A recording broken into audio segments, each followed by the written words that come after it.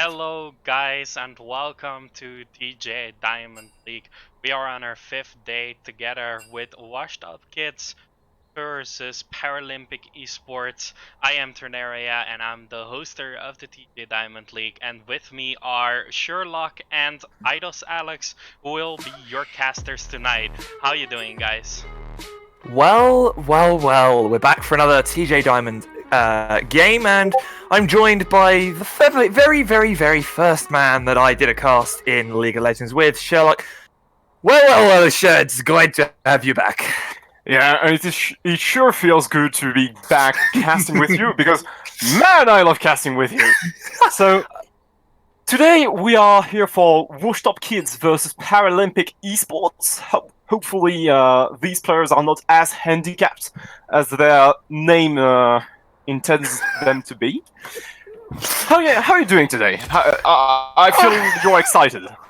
I am. I'm always excited to come back to TJ Diamond. There's always so many great games, and I was here a couple nights ago casting the TJ Diamond League, and well, it was a walkover, and it still provided plenty of excitement, and I know what the TJ Diamond League can bring us. And obviously, we've got WashedUpKids versus Paralympic Esports. These two teams, very Clash of the Titans teams. Two teams that have got a lot behind them, a lot of energy, a lot of, I'd say a lot of ego, but a lot of momentum and a lot of morale that they want to boost. And obviously, best of three. Plenty of chances to do that here. And, these two teams are no strangers to performing well on the Rift. And they're no strangers to, taking a few occasional odd picks either. So, we might see a few out of the ordinary picks tonight from at least one of these two teams. So, we're just waiting on the draft to... obviously, Sher, it's so good to have you back, my man. It is so good indeed. Yes, and I feel good to be back as well. Now, what I want to see, you said that these two teams are like to get some exotic picks, some hot picks out there. Right now, the patch is 9.24.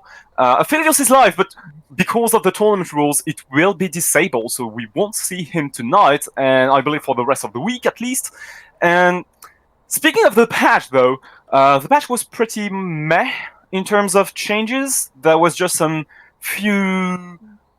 5 movement speed out of 20 changes, kind of like.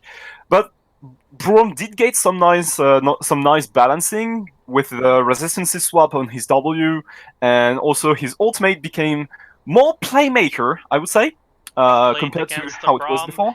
And they have so much more damage now. It's unbelievable, and you can't kill him if he's on his shield. Normally, you'll do a little bit of damage, but now you just don't deal any damage. I'm an AD carry main, and I fucking hate it.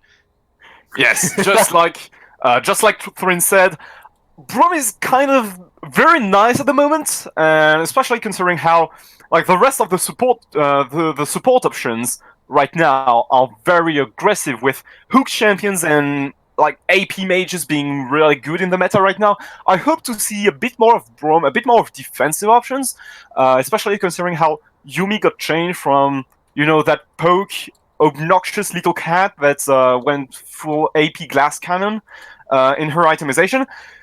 Riot decided to change her towards the best Ardent Sensor support in the game right now. But the thing is that Ardent Sensor supports are already quite bad at the game right now, so I kind of have mixed feelings about Yuumi.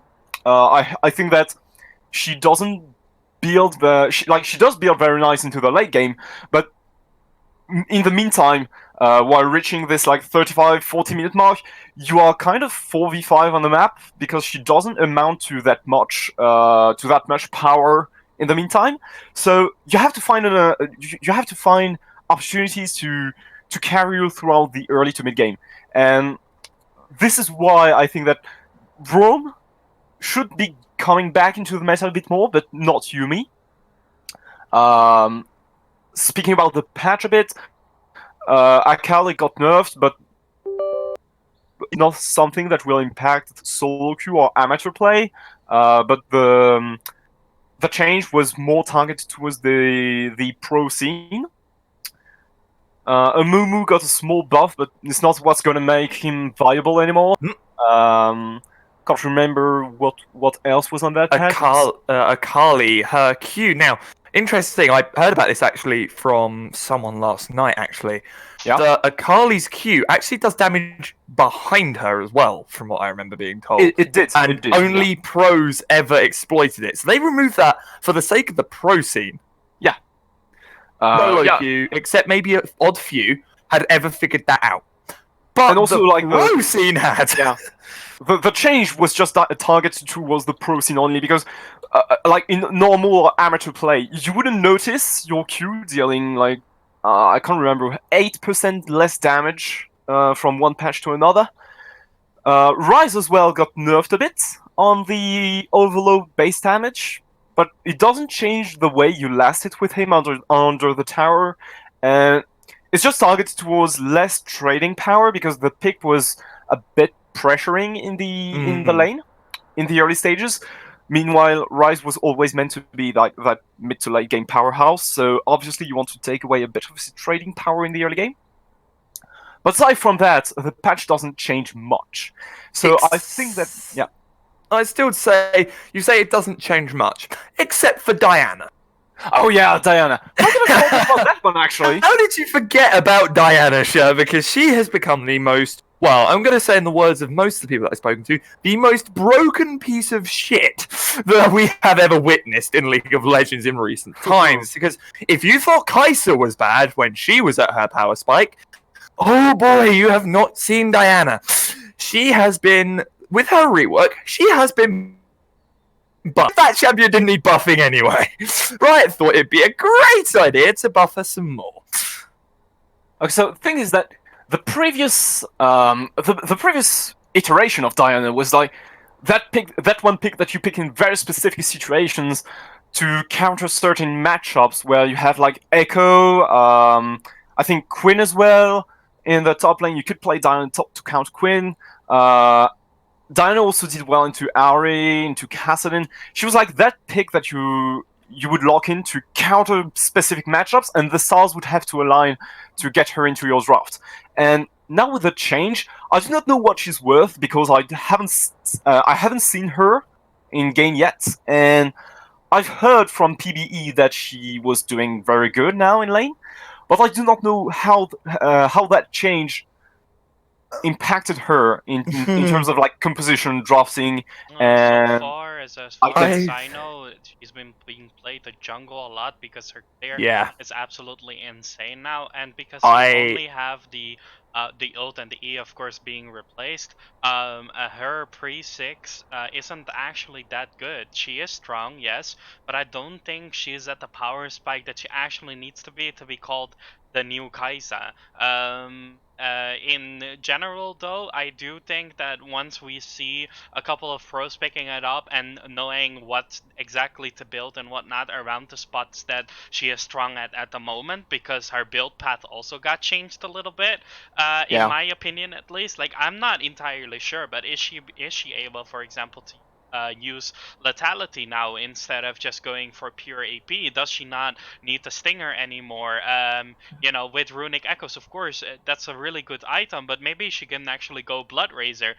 Those are things that are still being tested by the Koreans, because Koreans love testing in ranked, of course, and we will find out in later days in nice YouTube videos or in a call.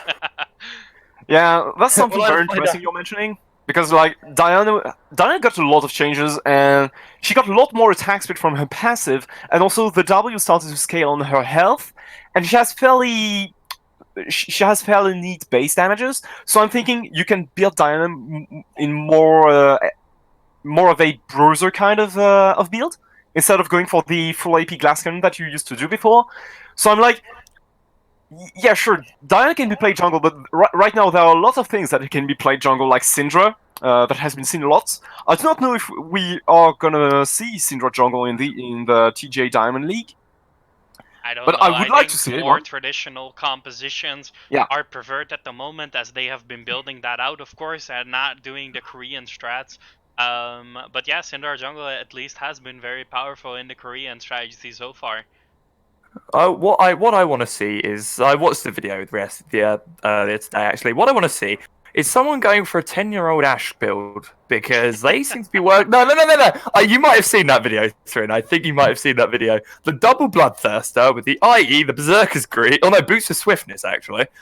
And running an Essence Reaver. It actually was pretty damn good. Yep. Wait, which champion? Ash. Going Ash at mid the lane. very Ash edge mid lane. With the boot. Don't go for the power spike, just go for the Q maximum damage. Wait, what? Is that season 1 now? Are we playing? That is a 10-year-old. That is a 10-year-old build guide. I will send you that video after this game, show because you need to have a look at it. It's so good. Okay. All right. So in the meantime, ladies and gentlemen, we're waiting for the Draft the teams to get ready. Yeah. The teams are currently drafting on a third-party website, so we are waiting for them to get ready. And as soon as they are, we'll be discussing the draft between the 3 minutes downtime for the Spectres clients, and we'll see what compositions they are opting towards. I think, as Thrinaya mentioned, these teams have been testing a lot at the start of the preseason, and even though with the new patches, stuff are constantly changing, you do not want to be trying out things all the time because you still have to train those picks. So I do believe that even though the patch just came out, we're not gonna see we're not gonna have those games impacted yet because of how the teams have practiced in the meantime. So obviously this is gonna be a very interesting match because we're gonna see we're gonna see compositions based on the meta 1 week ago, impacted by the meta how it it is right now. Alright, So, guys, for now- those that are newly followed, thank you very much for the follow. Also, don't forget that we are having a giveaway right now, and it's going to end the 23rd. Everyone can join, including the staff, by the way, and you can find it in the announcement channel. And it looks like we are going into champion selection. So I'll leave it up to the casters. Have a nice game, guys, and vote who is going to win in the Twitch channel right now. Well, first off, the first bans coming in straight away, a Shen ban and an Olaf ban, getting rid of those very hyper carry top laners at the moment.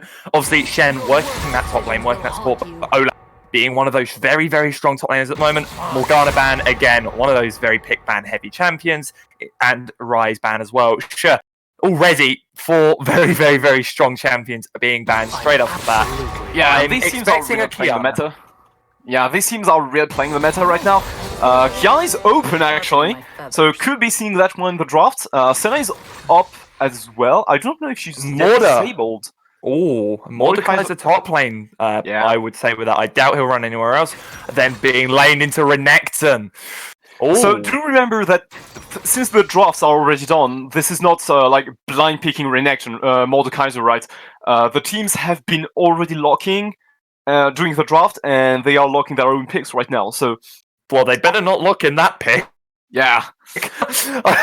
Because I sent Cher the draft prior, so we both know in case someone does troll ban, because we've had that before, so we can actually give a good cast. And Rek'Sai jungle, she is very strong again, and I've been waiting to see a team run Rek'Sai run Rek'Sai in a game that I've casted for a long, long time. Because if I remember last time, Cher, that was in a game that we casted, wasn't it? The last time we saw a Rek'Sai. Yeah, I do believe so. And I'm kind of amazed that Rek'Sai is so has such a low priority, because she's kind of like Olaf, but a bit worse. Olaf, you know, she has her own strength for sure, but she's not that able to win those 1v1 situations in the early game. But it is still a very powerful early game jungler that will bring your team all the way through the early to mid game, and will be sure to make out the most out of the laner's aggression potential. Now, we have a very interesting matchup right there, which is Jason to Galio. So, obviously, the Paralympic Esports team wants to play towards that bottom lane.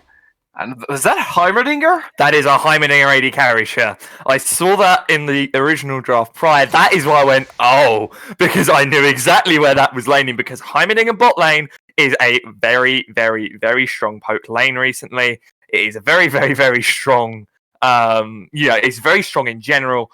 And with a Leona support, The Oh crowd my! control is very much insane. And running that into a Kai'Sa Thresh bot lane, you have got a large amount of poke and CC and engage potential alongside a bot lane that, well, you've got a Thresh flame.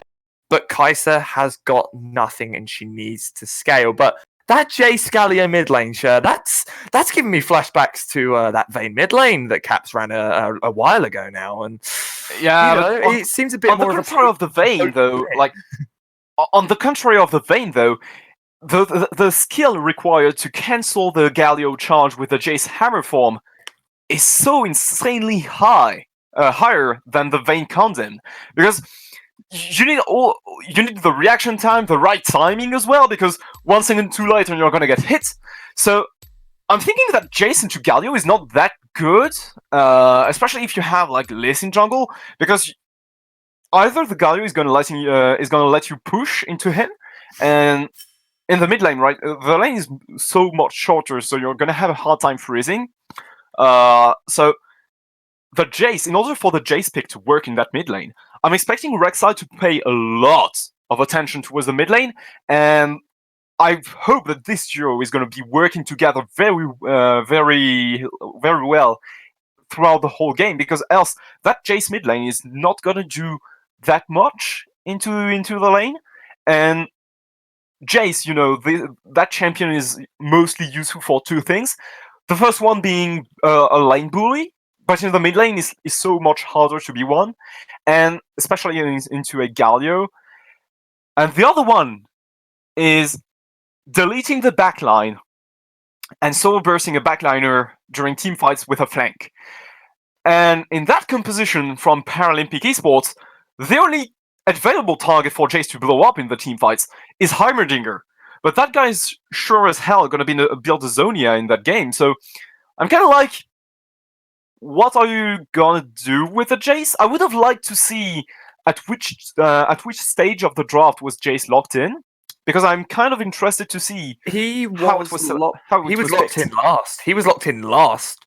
The order of picks on Yeah, so I see Jace was locked in last for WashedUpKids, and Galio was the last pick of Paralympic Esports. So I do believe it's a very smart move, because they might have expected Heimerdinger to go into the mid lane, and Jace might have been locked as a counterpick to Heimerdinger, but then got counterpicked by Galio, and Heimerdinger got swapped to the bottom laner position. So that's very smart, and also a very nice use of the flex pick. And this is where you can see how much opportunities are unlocked by having a bottom laner that knows how to play both ADCs and mages in the bot lane, which is very nice.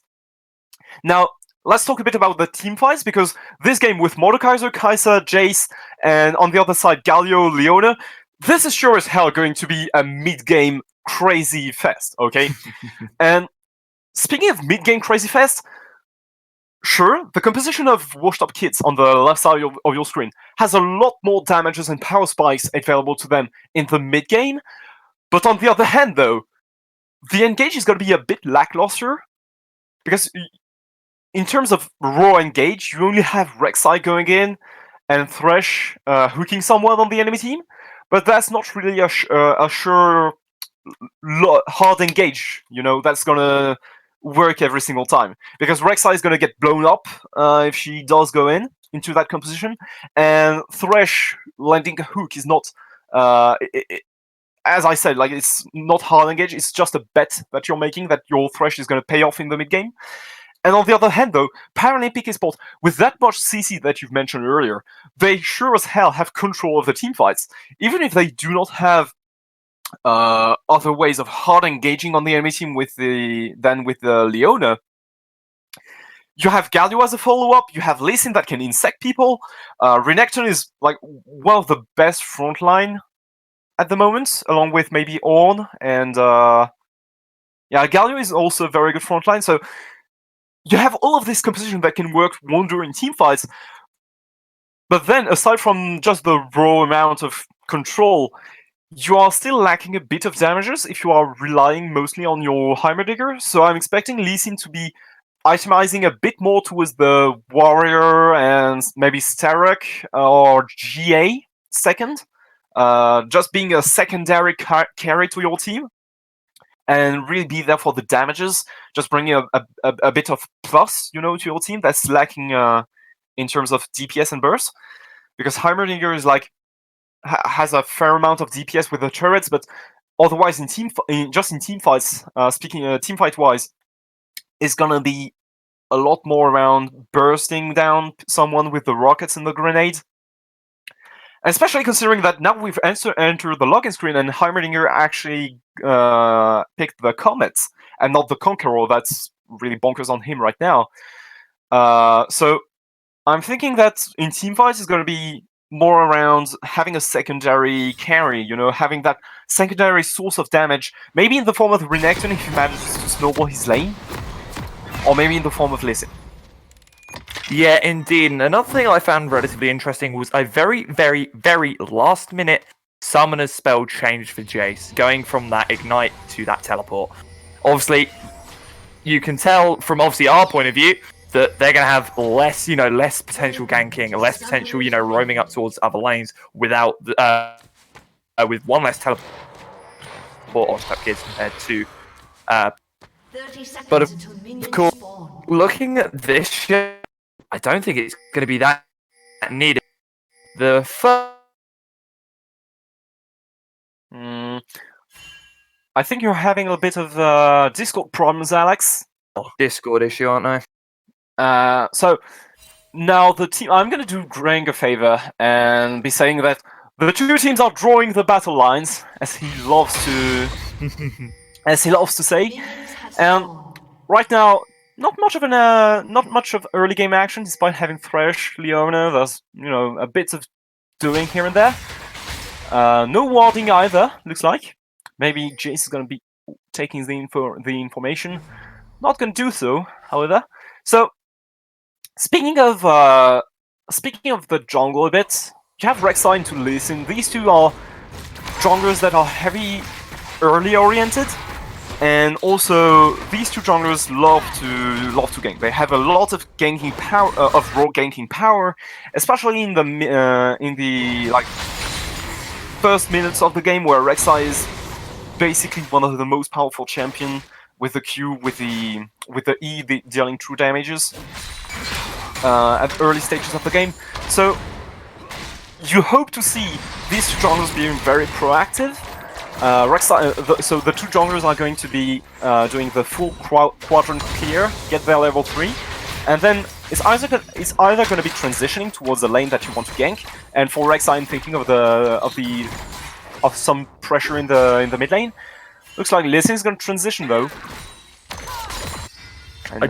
I do have a feeling though that bot side is going to be very, very heavily pressured on coming from Rek'Sai. They need that scaling. They need that early side, whereas obviously for Paralympic they can afford to leave that because of the poke they've got. However, saying that, Paralympics are currently pressed up against their tower, so as trades are going on in the mid lane. Yeah, as they come in, the gank comes in. A very beautiful knock-up coming from Sabo. The flash having to come out, but it's going to be a flash on the tower. Lee's there. Jason, the Lee's there as well. Comes in, a beautiful kick. Not going to be able to get the second connection. He's going to take down Pain Knight, and it's going to be a 1v1 Joel and the bite! Oh, the true damage coming from Rek'Sai. And the single auto, 2-0. That is 2 kills already onto a very, very early Rek'Sai. Yes, and I'm now fully trusting AGX's mistake to snowball that lead. I was saying that they need to have that Rek'Sai pressuring the mid lane.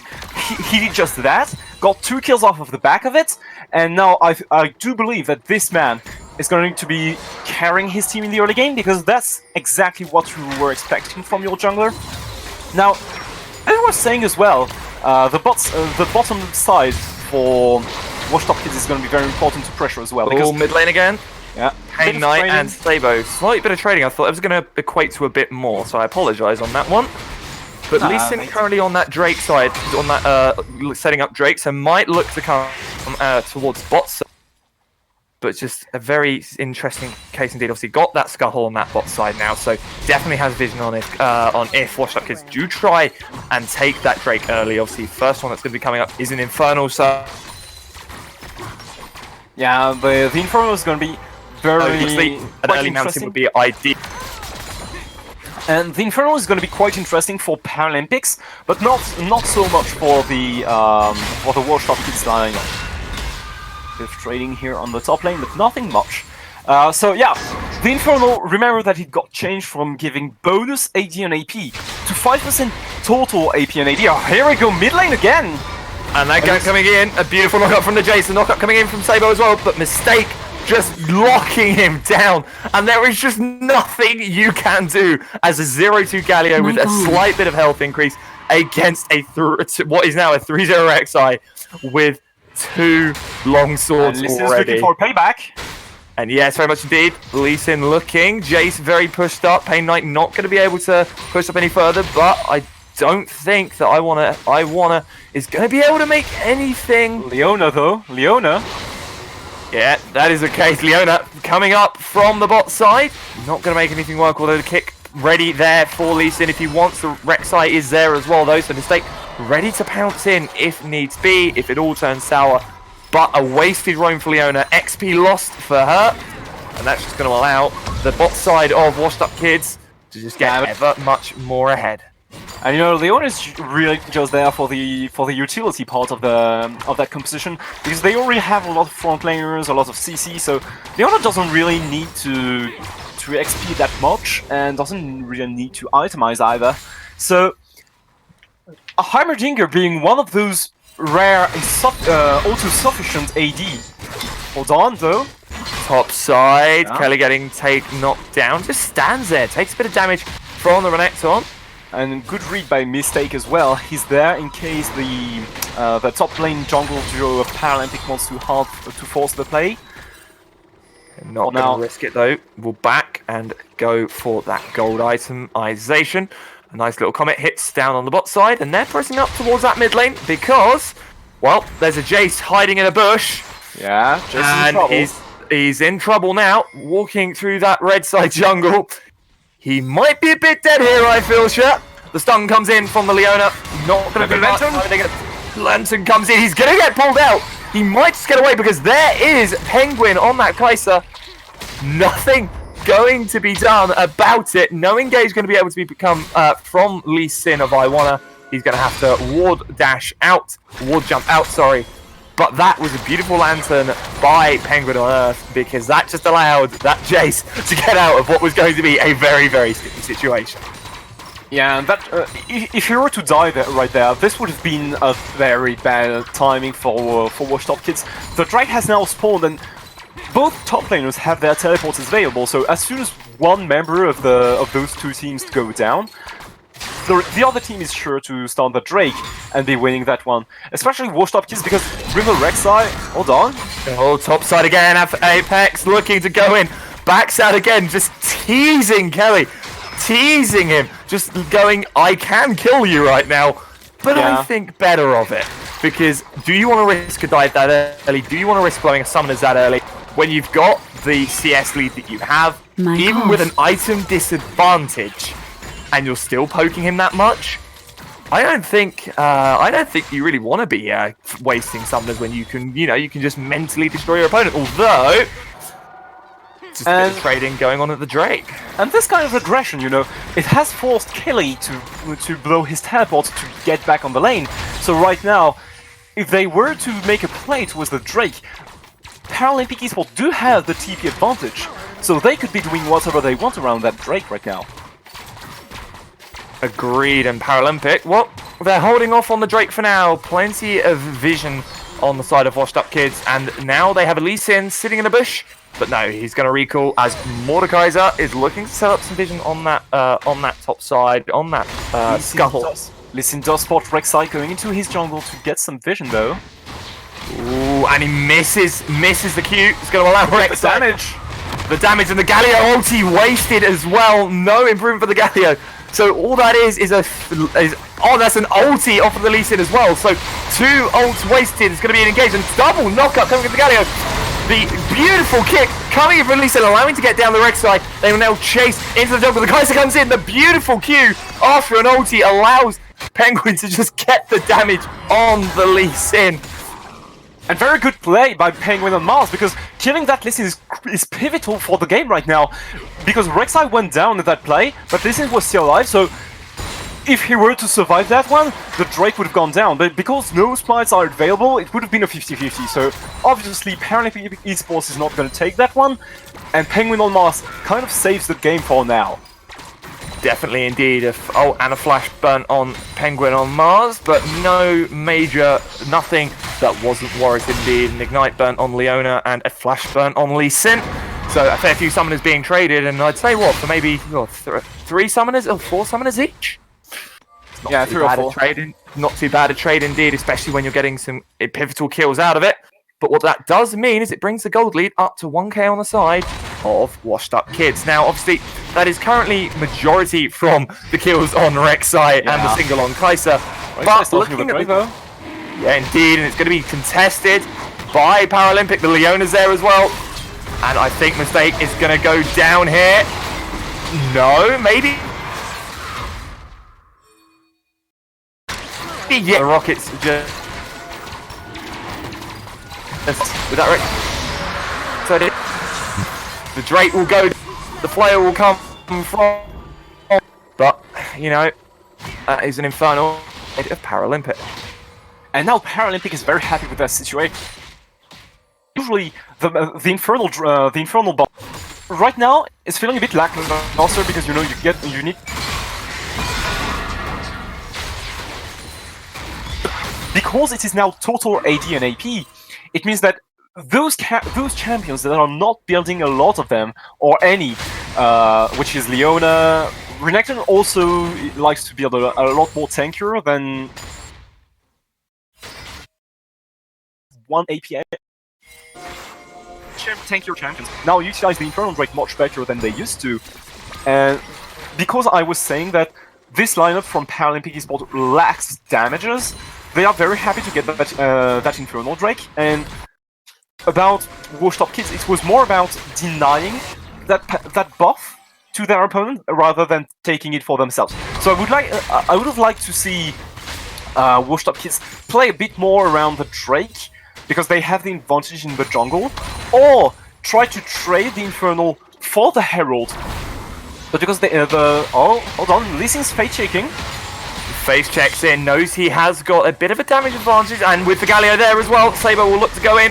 The knock-up just missing, but the taunt, the airborne, and the death will go in on Mistake. And it's now a relatively level jungle once again. Although the hook on the bot side, but the Heimer Digger by Penguin on Earth. It's not going to go down. No major plays made, but half-helping TPLR and the ulti burnt from the Heimer as well to no avail. It's just allowing that bot lane just to be a bit more nicer in terms of WashedUpKids. And also, I feel like this game is shifting from being in the favor of WashedUpKids from these early plays towards the favor of Paralympic Esports, because Rek'Sai is trying to force a lot in the jungle in terms of just 1v1ing the Lee Sin.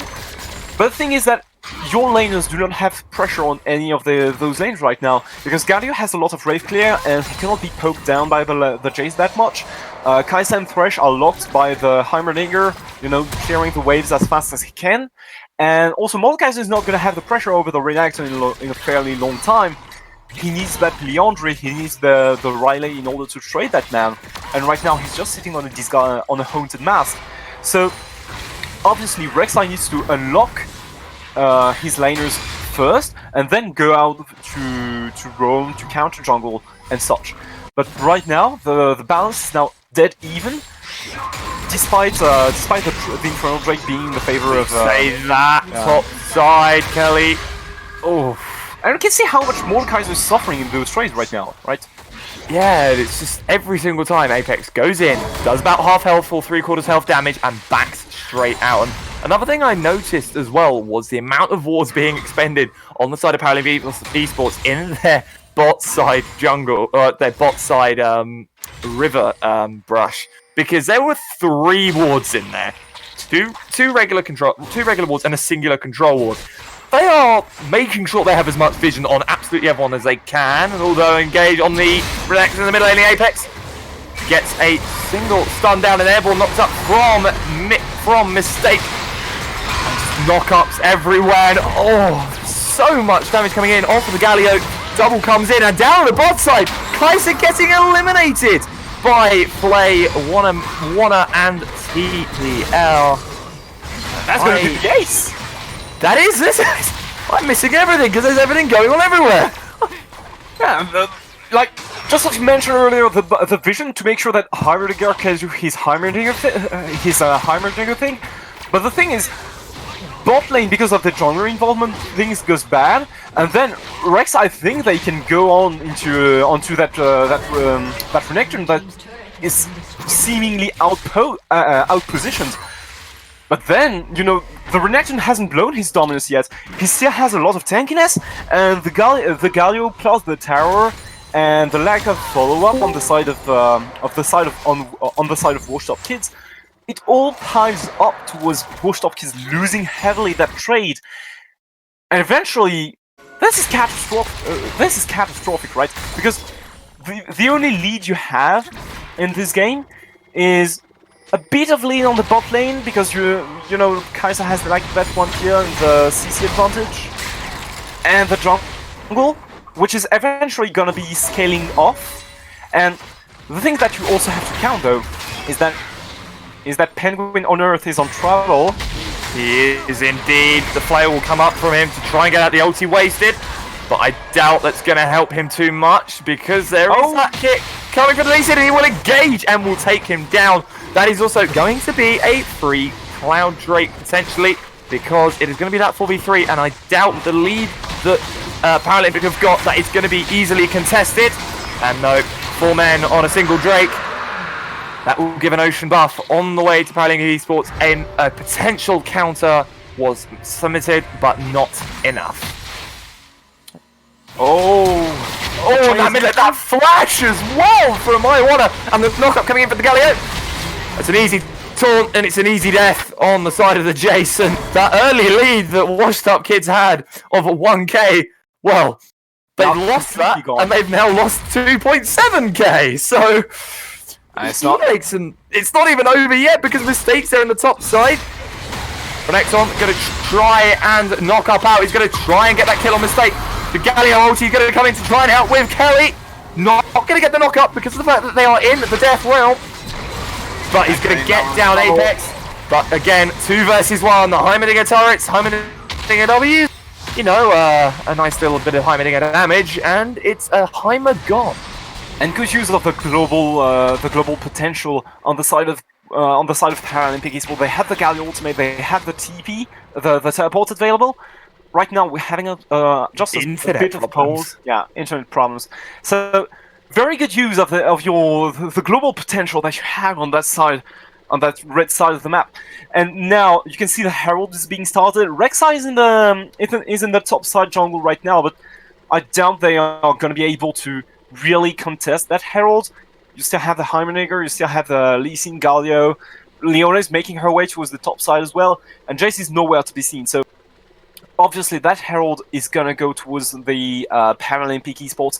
And right now, these guys, with that lineup, it's actually very clever to be playing this way, because you do have, sure, mid lane, you got shoved early on, but it's a Galio, you know. He's always going to be tanky. He's always going to be doing his job, the job you need him to do.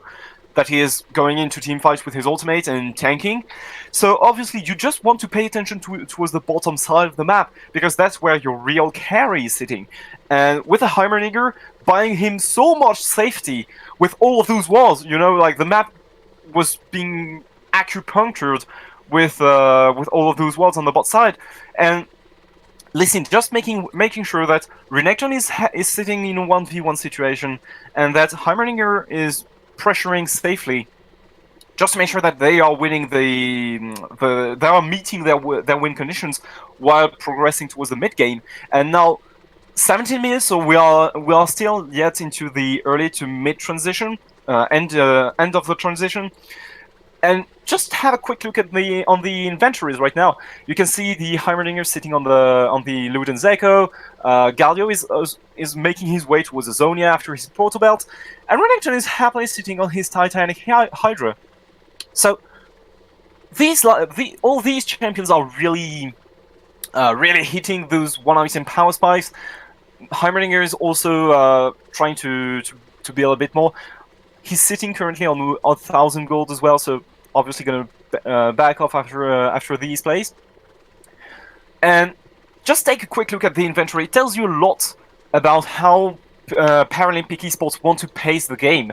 Leona is having a Shorelia first item, so you can guess that the moment you get spotted on a lane, pushing alone, suddenly there are 5 people rushing towards you at max speed just because the Leona has this Shorelia, and then how will you really dodge that solar eclipse coming your way? So Paralympic Esports is really trying to force the game to go faster and faster right now, because they are in a state right now where they are comfortable with team fighting because all of their conditions are met. The Renekton has built AD, the Lee Sin has built AD, so all of the secondary carries that I've mentioned earlier are able to dish out the bonus damages that this lineup needs. Heimerdinger is comfortable with his Luden Zeko. Just the first item enables him to dish out a bit of damages with the rockets and the grenade. And more specifically, if you look at the enemy team, they are not in a position where they can contest those skirmishes, those team fights, because Mordekaiser needs a lot more than just the Leandri to make 3v3 plays. And Kai'Sa, you know that hyper-scaling ADC is just sitting on a Muramana and barely has her Ginsu completed yet. So the rest of the team is not in a place where they can contest any of those plays right now. So it's going to be up to Paralympic Esports to force the plays right now, and this is why that item choice for me earlier is really pivotal to that lineup. Definitely indeed, and obviously as we come back to the game, the Herald will be finished, and everyone will relax a slight bit towards being cleared. And one thing I did notice, Sher, was in the space of 7 minutes, the wards, the vision dominance completely swapped sides. It went from very much in the favour of Paralympic to now in the favour of WashedUpKids. Obviously, that mid and bot lane and their support utilising a lot more wards than everyone else.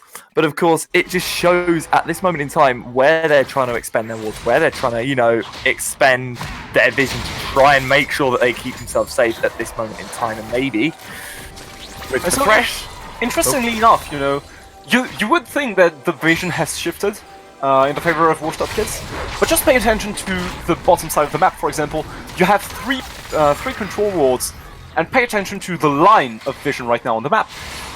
Those wards that you've mentioned from WashedUpKids, they are very defensively placed. And if you pay attention to that, the terrain is actually in the favor of Paralympic Esports, because right now the vision is so defensive. Look at that, there are four goddamn control wards on the bottom side of the map. So that means sure, you will have all of the informations you need if you decide to play on the bottom side, but because Paralympic Esports does have a tempo right now in the game, look, the Galio is investing on the top side of the map, and you can't do much about it. No, and if you try and do anything about it, you just lose half of your health, and we saw that on the bot side as well. Because Kelly was trying. Yeah, beautiful as well. Everyone just making sure that they keep themselves safe, because especially on the side of WashedUpKids, they cannot afford to go down anymore, because, well, obviously Kai'Sa being that hyperscaling champion, you can't afford to let her die anymore, and, well, looks like that Paralympic can't even decide who they want to take the wards at the moment. Leona leaving one for Heimer and Heimer going, nah, you can take it. Meanwhile, the Herald comes out in the mid lane. That's just the timing. Going to say a nice easy first tower, and now for the second. And that's a decisive timing, because the Baron is soon going to spawn, so they open up the mid lane, taking 2 towers. Hold on! Oh, that is a beautiful Q engage from Elisa, but he's going to get shut down by the Rek'Sai. Gallia's going to try and get in, the knockup comes up, but no, he will go down straight away from the Kaiser. Heimer will get a kill onto support. A flash will come out from the Heimer due to the fact he has no stopwatch anymore. But oh my word, we just saw a Kaiser get a kill. A Kaiser with now a Rage Blade as well as a Mana Moon, alongside a Jace that has got a Dusk Blade, a Phage, and just a whole lot of balls. Yeah, I do think that this was a bit more, a bit too deep from the lesson, because it ends up being a 2v2, but you do lose a lot. You do lose the flash on the Heimerdinger, and also a bit of tempo into the game. I feel like, because you had so much going in your favor, you do not need that kind of deep plays, and I was quite happy with them opening up the mid lane at the time where the Baron was gonna spawn, because you know Heimerdinger is really happy with doing that Baron buff, and fight potentially coming in mid lane because now their ego has been increased on the side of WashedUpKids. They know they can contest this, and that Mountain Drake is going to be very, very, very crucial indeed for both teams. Look at that. Mordekaiser, they're waiting in the base to TP. Has picked a Sorcerer's Elixir. Actually, might have sold it back because he was kind of expecting a fight to break it. Well, I don't think they might concede that Drake because there is that Lantern in there ready for that Rek'Sai to go in. In goes the Rek'Sai. It's going to be a 1v5. It is going to go the way of Paralympic Esports, but of course the Lantern allowing for Mistake to get out of what was very potentially a very big one. Yeah, and right now that Mountain Soul that can be discussed a bit, because while Paralympic Esports is very comfortable with playing with some Infernals, having the Cloud Drake as well, because you know your team is pretty much relying on ultimate timing with the Leona ultimate, the Galio ultimate, and the Lee Sin one. So you're kind of happy with that Cloud, the second Cloud Drake. Hold on, looks like a bit of trading bot side. Death Run comes in from the Mordekaiser, and the damage comes in as well. The Galio tries to Proto Belt out. Try has no flash available. And it's a death for Sabo and a kill for Kelly. And now the global is missing. And that is the thing, and also that is an escape into the Baron pit, but it's not going to help because the Baron damage is going to come down. It is a big mistake for Mistake. And the Leona... What? Wait, hold on a minute, he flashed out and got away! Yeah, now the hook comes in, we're now on a Baron engaged fight! So Penguin on Earth is going to go down after saving the entirety of his team from what was going to be a very dangerous engage. That is going to give the Baron up potential to Paralympic Esports because Kelly is on the bot side. Yes, he's got that TP, but is of no use at this moment with Penguin on Earth, that support being down. They're going to engage on the Baron. Sabo will come in, make that a 5-man Baron charge. And you can see Mistake rushing as fast as he can to get to the Baron pit. The Baron's going low though, he does have enough time to do it. He's not got much though, you can see the Jace coming in, and here we go, they are going to try and contest this, they need this Baron. Apex is going to go down, potentially no, because Sabo will get him down instead. In come Mistake will come in, Azonius will go down as well. And Heimer will get another kill. Jace gets the Heimer down, and it is going to go the way of Paralympic. Down will go Kelly as well. Can Penguin on Earth get out? The Flare will come up to try and get Sabo. Pain Knight needs to get out of here. Penguin will flash it out, miss a hook, which might just leave Pain Knight over to death from the Renekton, and it will be a full-on ace from the Lee Sin. 5 men down. So. And now is that the nail in the coffin for WashedUpKids? They got aced just once again, and now Paralympic Esports is walking towards those juicy T2 towers with the Baron buff, 4-man strong. Heimerdinger does have the teleport available, so they could very well be looking towards ending the game. Engaging again, and Rek'Sai is going to get the knock up. It's going to allow him to go, allow her to get the shut down on the Renekton. The kicks in and shield dashes out, but of course Vision coming in, they will get away as quick as they can and will halt any further progress. Will WashedUpKids clear out some Vision. The Renekton now getting Black Cleaver and a Quicksilver Sash as well. the Drake, Mountain Drake, coming up again in a minute and 40. So both teams now going to be looking to set that. Yes, and also this is going to be the Dragon Soul. If this one goes to Paralympic Esports, WashedUpKids really have to emphasize the control of the map towards the bot side in the next 2 minutes, because else you can be sure that with such a powerful team fighting, hold on, Penguin on Earth. Oh, Penguin on Earth, face checking a jungle they have no vision on and haven't for a long time. And the leasing kick will miss, but I don't think it matters. He's that low. Mordecai, he's going to kick him away. Just go. Not coming near me. Oh, the upcame comment will hit the Mordekaiser and crash into the thresh of Penguin on Earth. That was the most unlucky timing indeed for a Comet. Well, at least on the side of WashedUpKids, because for Paralympic Esports, that is a blessing to allow them to push for what is going to be a Mountain Drake Soul. And now PLR and Flay will engage on the Kaiser. Ults out, the stone comes in, the W comes in, the Death Realm on the Heimerdinger. He will do his best, he will place his turrets, try and deal as much damage as he can, and he is going to go down, but it's not going to be down in vain, because the Mordekaiser will go down thanks to the Lee Sin. The Guardian Angel procs up for the Lee Sin, the Galio ulti comes in onto Pain Knight, but not going to get the knock-up, nor is the secondary. Thresher comes in, Sabo will then have to Hourglass, he will flash out, get away because of the Thresh tank, the Leona tank and tower, but Lee Sin will get dragged in, will get shut down by Kaiser, and that is a nice 150 gold. Meanwhile, the back door, the ex-Peke back door is coming in from Apex Shay, and it is going to be a vital one indeed. Jace will now rush the back, but for what is going to be 2 kills on a bot side, they're going to lose a top lane inhibitor. Now, Renekton has dominance, he will be sure to get that inhibitor. Meanwhile, a Drake on bot lane, and potentially a steal coming from Thresh. That'd be interesting to see. Kaiser's there as well. We know what she can do with her damage. She's going to miss that W, so it's not going to be able to use any sort of tech at all.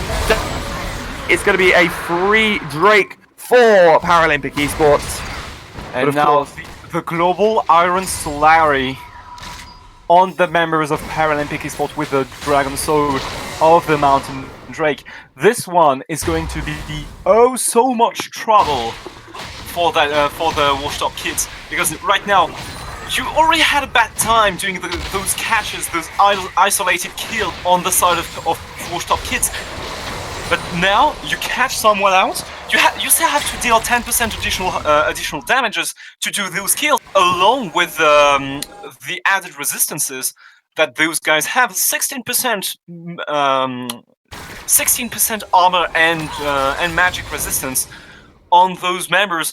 Especially if you take a look at those, even the Heimerdinger does have resistances right now. So all these players on the side of Paralympic Esports are very tanky. So basically, right now that all of those players have reached 2 items, you're going to have a very bad time finding those 5v5 team fights, because Paralympic Esports is going to walk all over you on the base. Look at that! Just a beautiful engage coming in, and oh my word, I'm just speechless. Not on the box side as well. Apex Shade trying to 2v1. The Death Realm will come in, will get him safe from Rek'Sai. At least he will flash over the wall, will run away, will try and dash away, but the flash comes in from Mistake. Well, that was a big mistake, because a Galio ulti comes in and takes him down, and Kelly is now left with no escape whatsoever. A knockup will come in off Galio. Apex will go in, will take the kill, whilst the Lee Sin goes down to the J. But that is going to be a free tier 2 bot lane tower. Maybe not. The wave is not here yet, but we're only going to be a 2v4 to defend that bot lane tower, and there is no way that Jace and Thresh are going to push that one way. So on top of that, the base is being taken by the super minions. The situation is now looking dire for WashedUpKids. They are on the verge of losing this game. Just one more reset, looks like, on the side of Paralympic Esports. Potential engage on that bot side. Jace halting those backs, and Sabo, he's confident enough to just sit there. He's 7'5'10", he's got 180 CS, and you know, he's got a fair few items. He's got a nice gold lead of about 1,000, so yeah, he's just gonna sit there and chill and tank that damage whilst the rest of his team back in safety.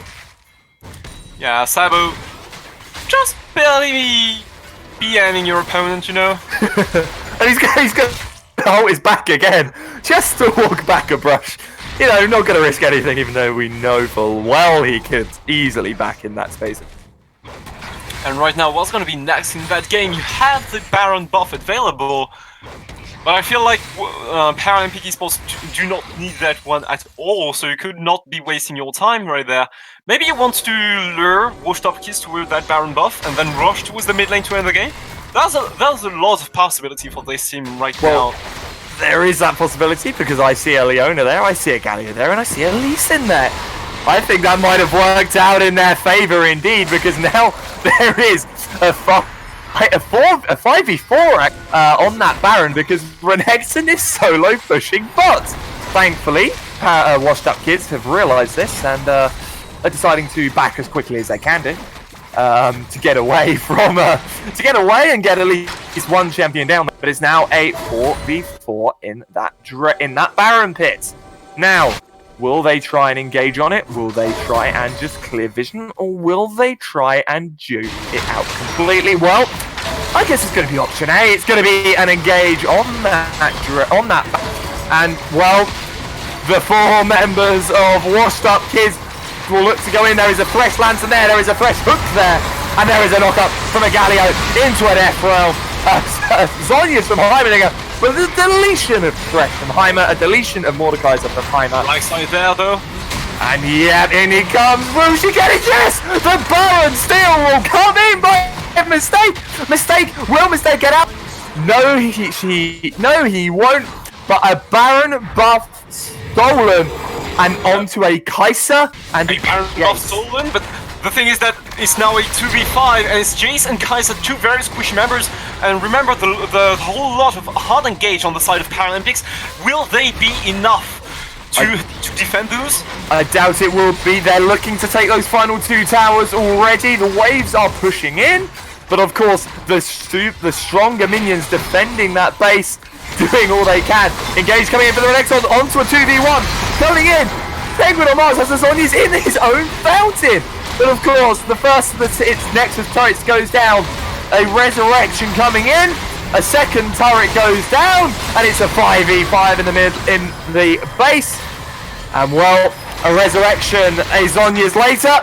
2 members go down because of the Jace and the Kai'Sa with that soul buff. I feel like Paralympic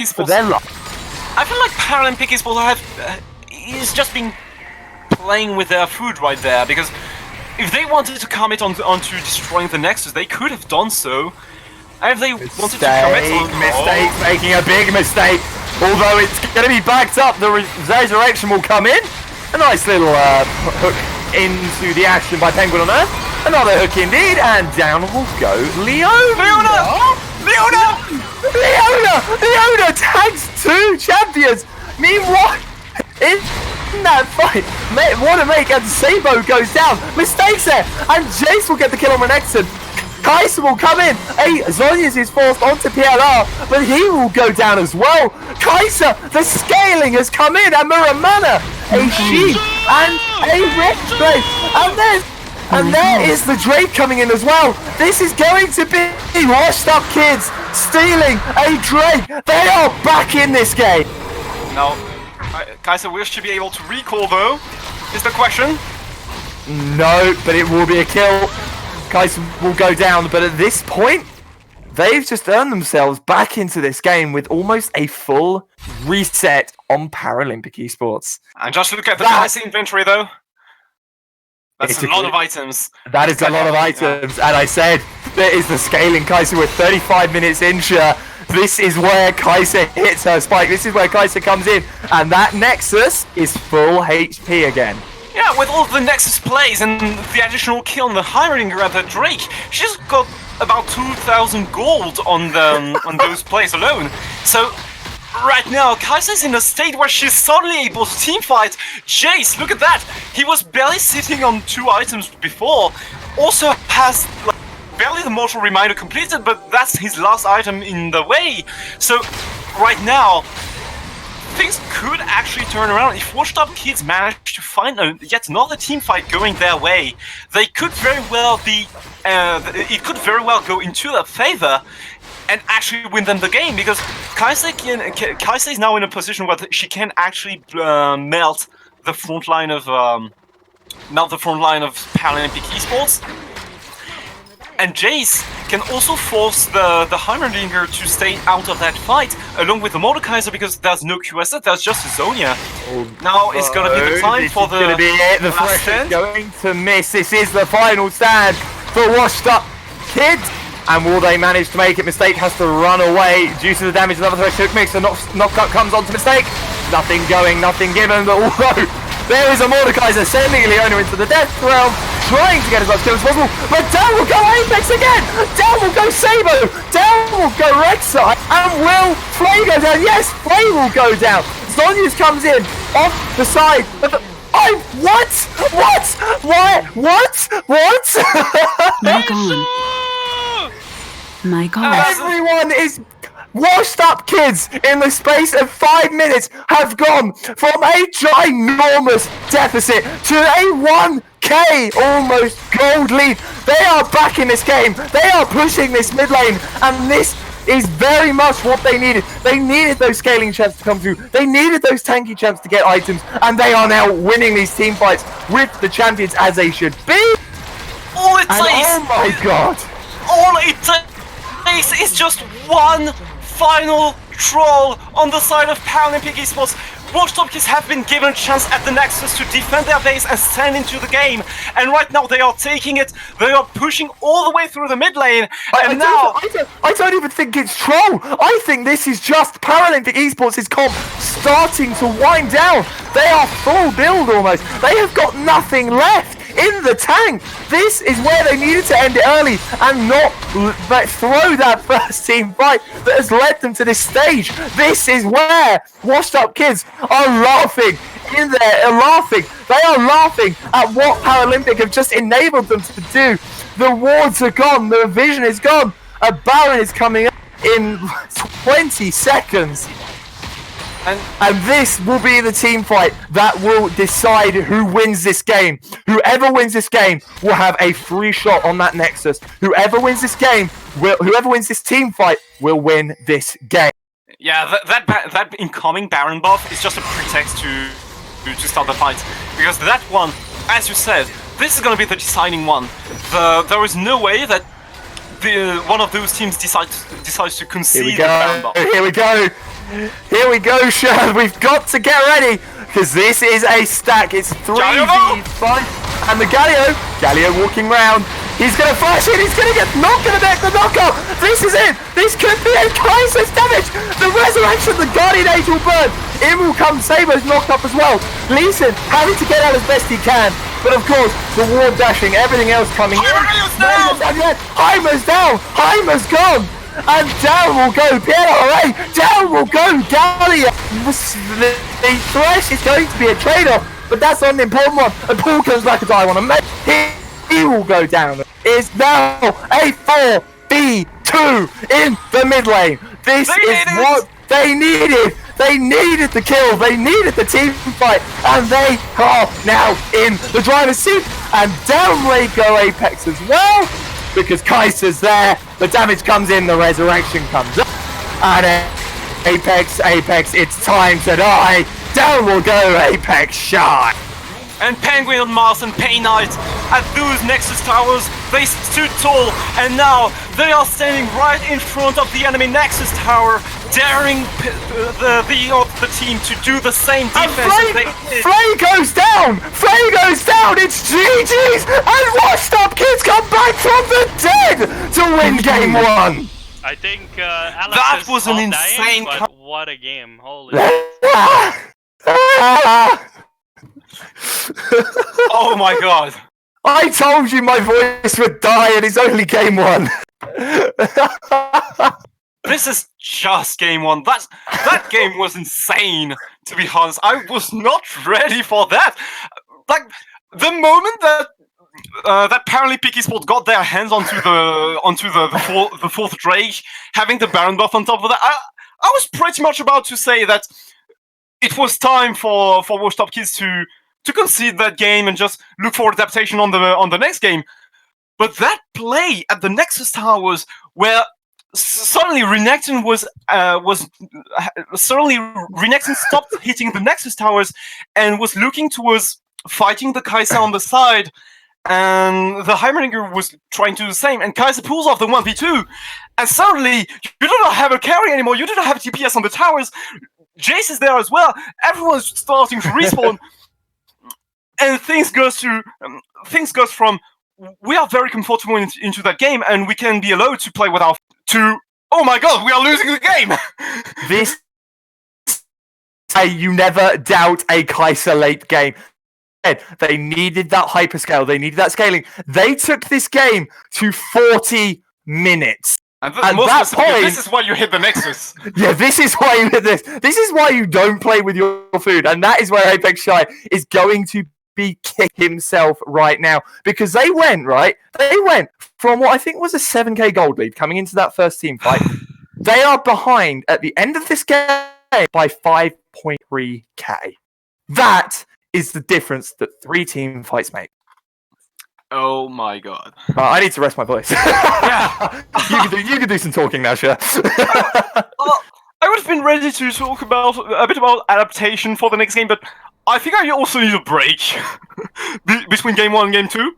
Twin, save us, please. Alright, you heard our casters. We are on a 5-minute break now. I will be turning up some music for you guys to get excited about, and we will be right back with you.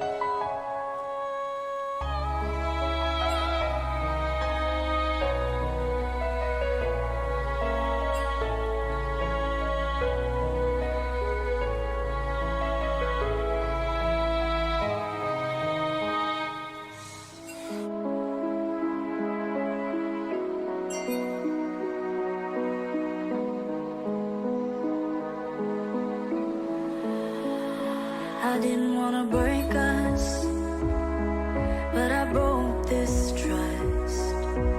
Laying here a wreck, pained and wanting you. I really do wanna change, but I shatter this, rethinking my words, reliving your kiss. I need you to save me, 'cause I'm drowning underneath the current. I can't battle nor breathe. Oh, sinking deeper, giving up my air to this endless sea. I need you to save me. I need you to save me. I need you to save me. I need you to save me.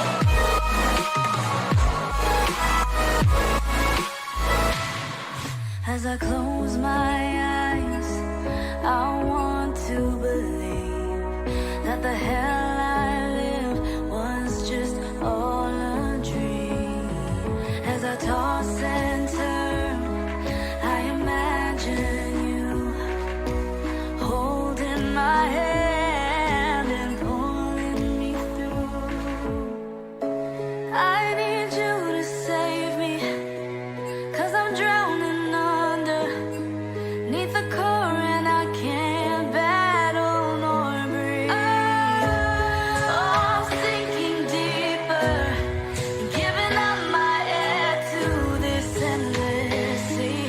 I need you to save me. I need you to save me. I need you to save me.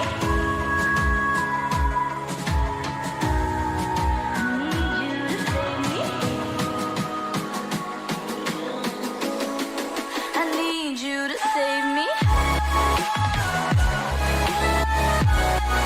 I need you to save me. I need you to save me. I need you to save me. I need you to save me.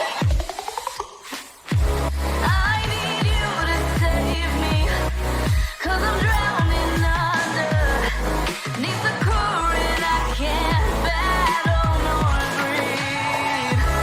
Oh, sinking deeper, giving up my air to this endless sea.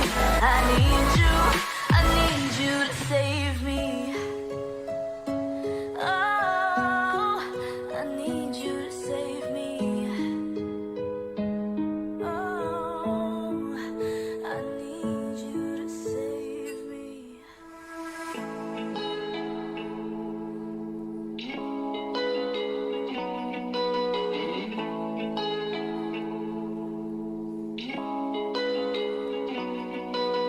Hey, do you feel it when my butt start to race when you're touching my skin? 'Cause I got it deep within. Ooh, afraid of the state I'm in. It's second nature for me to push the line so thin, and I don't wanna do it again. No. Ooh, yeah. So underneath these lights, while we got the time moving slow, say what's on your mind, baby. Let me know, let me know.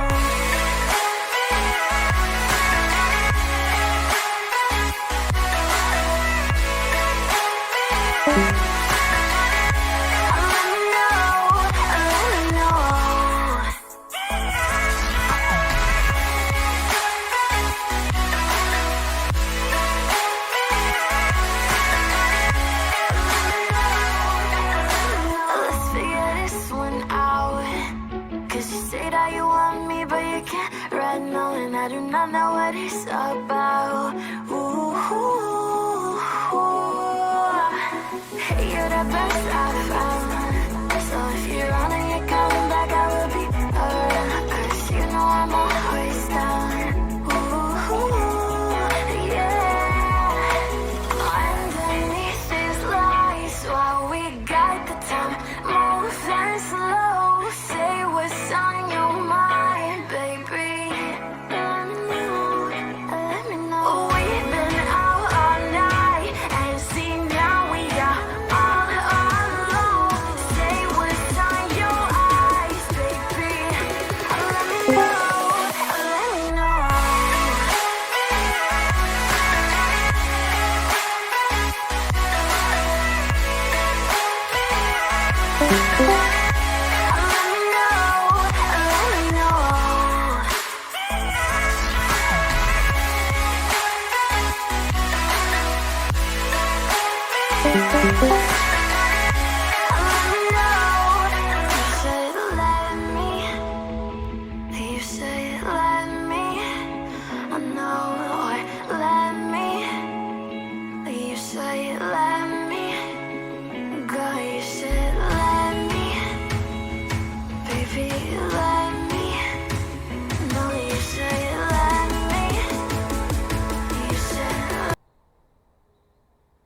Alright guys, and we are back into it. I think, however, Jason is going to be taking over the stream since he has a little better connection than me at the moment. And I'm just check Caster quick. He was just sitting on Hey Muramana, guys, Ginzu, and... we are live again. Welcome back. Well. Sure. have we calmed down yet, or are we still trying not to burn our voice boxes out? Obviously, we need to calm down a bit because Game 1 was batshit crazy, I have to admit. But Game 2 is going to be much more different because now Paralympic Esports, they know that in the mid game they had a better mid game. Mistake did a lot of purposeful mistakes during the mid game, so I'm looking to see a bit more adaptation in terms of gameplay from WashedUpKids in the mid game. And Paralympic Esports, they know that now this is serious. They gave a chance to WashedUpKids to come back in Game 1. Now they have to go to win the 2 next games. So these guys are going to be all the more serious for the rest of the series. So obviously, I think that we are going to see these two teams trying a bit harder this time around. Obviously, WashedUpKids did try their best for that comeback to happen. But nonetheless... Yeah, still laughing from Game 1, aren't you? No, I'm laughing at the in-game chat. So see, we're all in like the lobby. We're laughing in like the in-game lobby because we got told. I got asked by WashedUpKids to nominate an MVP from that game. And I was discussing this with Sher before we came back live on air, and Sher said Jace or Kaiser. But now I said I'm a Kaiser. I went Kaiser because obviously the damage, the keeping out of trouble in that late, and obviously just allowing herself to scale, without giving up. Absolutely amazing, But of course, guys, I have the draft ready, so we're just gonna Ooh. live drafting through the browser search. Yee. As they started. Perfecto. So I'll finish the quick story off, and I said, it was tough between Kaiser and Jace, but I'm a Kaiser bot laner, so, and instantaneously their support was like, saying, oh yeah, do you want to duo queue sometime? So I was laughing at that, the fact that they want me to duo queue instead of their main carry. But either way, we're going to be going into that draft soon, the second they're finished. I'm actually going to sit down for this draft because I think I need a... Yeah, it's going to help you calm down as well. Yeah, but just waiting for the ready to come up on the side of Paralympic Esports. But we're going to go straight into a live draft, and obviously the first band's coming in off of Paralympic. We're going to see who they will pick momentarily. But after that first game, it's going to be really difficult to see who they want to ban because it was such a close game. And Mordekaiser coming in straight away. So banning away the WashedUpKids, tank, damage, top laner, and now we'll see what WUK decide to ban on the side of Paralympic. I'd be very surprised if they don't get rid of either Lee Sin or their Galio. Yeah, by This the is way, obviously- guys, I have to remind you, WashedUpKids did have a punishment due to using the everyone tag inside multiple Oh, channels, yes! and they have to ban Teemo on only. The Teemo ban can be in the first draft or in the in the first phase or in the second phase. They have to do it until the end of the matches now, so they will have one ban less, and that ban will be Teemo. So don't go crazy about it, just so you know. Mic off. Oh no, it's a Teemo ban! They're really scared of Teemo! No, Obviously, but that is a fair point. Yes, penalties coming in, and I completely forgot about that. I was there when it happened, actually, watching it all. So thank you, Thrin, for reminding me of something I really should have been aware of. Yeah, But of course... and it has to be right now, because else, like, if the match is over, they obviously have to ban now. So Mordekaiser ban from Paralympic. Obviously, that one was quite problematic because since your main carry is was like the Heimerdinger, you feel bad building that QSS on the little Yordle man.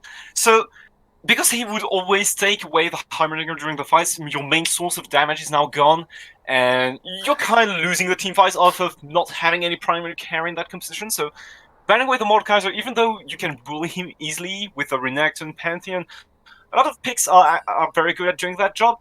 You do not want this guy around for the next game, especially if one of the strengths of your team is playing AP mages in the bot lane. Now, Vladimir Heimerdinger bans on the side of WashedUpKids. Kaiser ban. Why am I not surprised with a Kaiser ban after that And game one?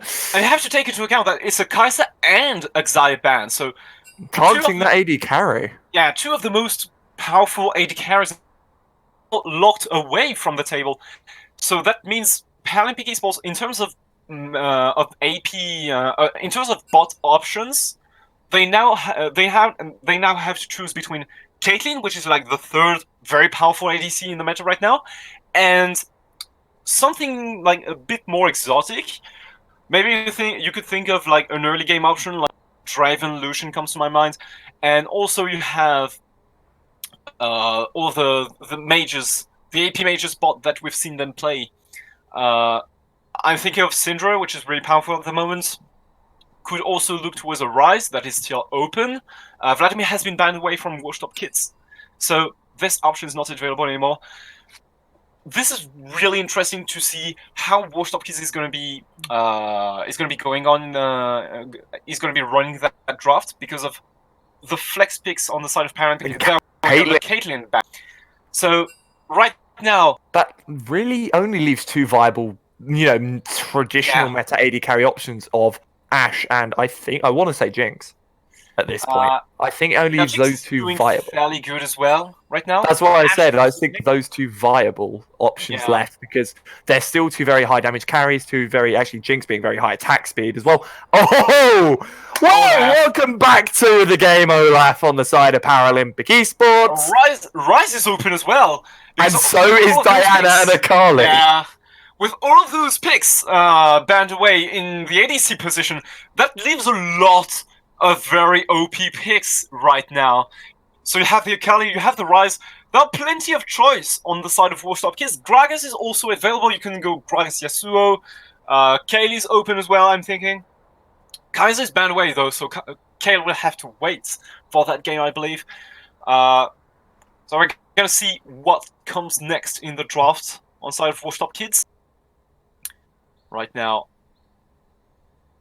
looks like I'm just curious because yeah, obviously they've got that Teemo ban. They've got that Teemo ban locked in somewhere in this next draft, in this ban phase. How are you going to respond? Actually, wait, hold a minute. Trin, what happens if they pick Teemo top lane? Mic They ban on. Aurelion Sol. So that's a nice one. Sivir. Okay. Now, is that a Sivir AD carry or is that going to be a Sivir elsewhere? Because I know Sivir can run elsewhere. It's not exactly the strongest, but she can. No, Sivir Thresh. So that will be that bot lane locked in. They want that bot lane set for themselves in case they get banned out of it. Yeah, choosing to not show that much about that composition, though Sivir orientates your compo towards a late game carry fights. It's kind of similar to the Kai'Sa, but doing less of a job in the mid game though. I kind of like the fact that WashedUpKids is not going away from the style that they have shown us earlier. Another one of the picks that was banned away in the first game. Oh, they made a mistake, sure. They made a mistake. Morgana. They left Morgana open. Oh, the best. I have a history of enjoying Morgana versus Thresh bot lanes solely for the fact that it is literally just. That's a Zillion. Okay, Zillion versus Thresh. This is going to be interesting because that is going to be a nice bot lane, especially if they have to go for a bit more of a. That actually will help them, especially with that scaling later on. Yeah, you know, Zillion is that kind of champion that completely defines the way the game is played just from his presence. You know, like there are these kinds of champions that are really completely changing the game just because they are here. Like Zillion, Nocturne. I'm thinking of Bard and Aurelion Sol as well. And Zillion is, especially in the support position, a really weak laning phase. If they decide to lock that Veigar, it could be a Veigar support. I have seen Veigar supports multiple times and I despise every one of them. However, it wouldn't surprise me to see it. But I'm just thinking, if that is a Veigar, that does leave that support lane. Nope, Syndra. Okay, oh, wait, is that a Syndra AP carry or is that a Syndra mid?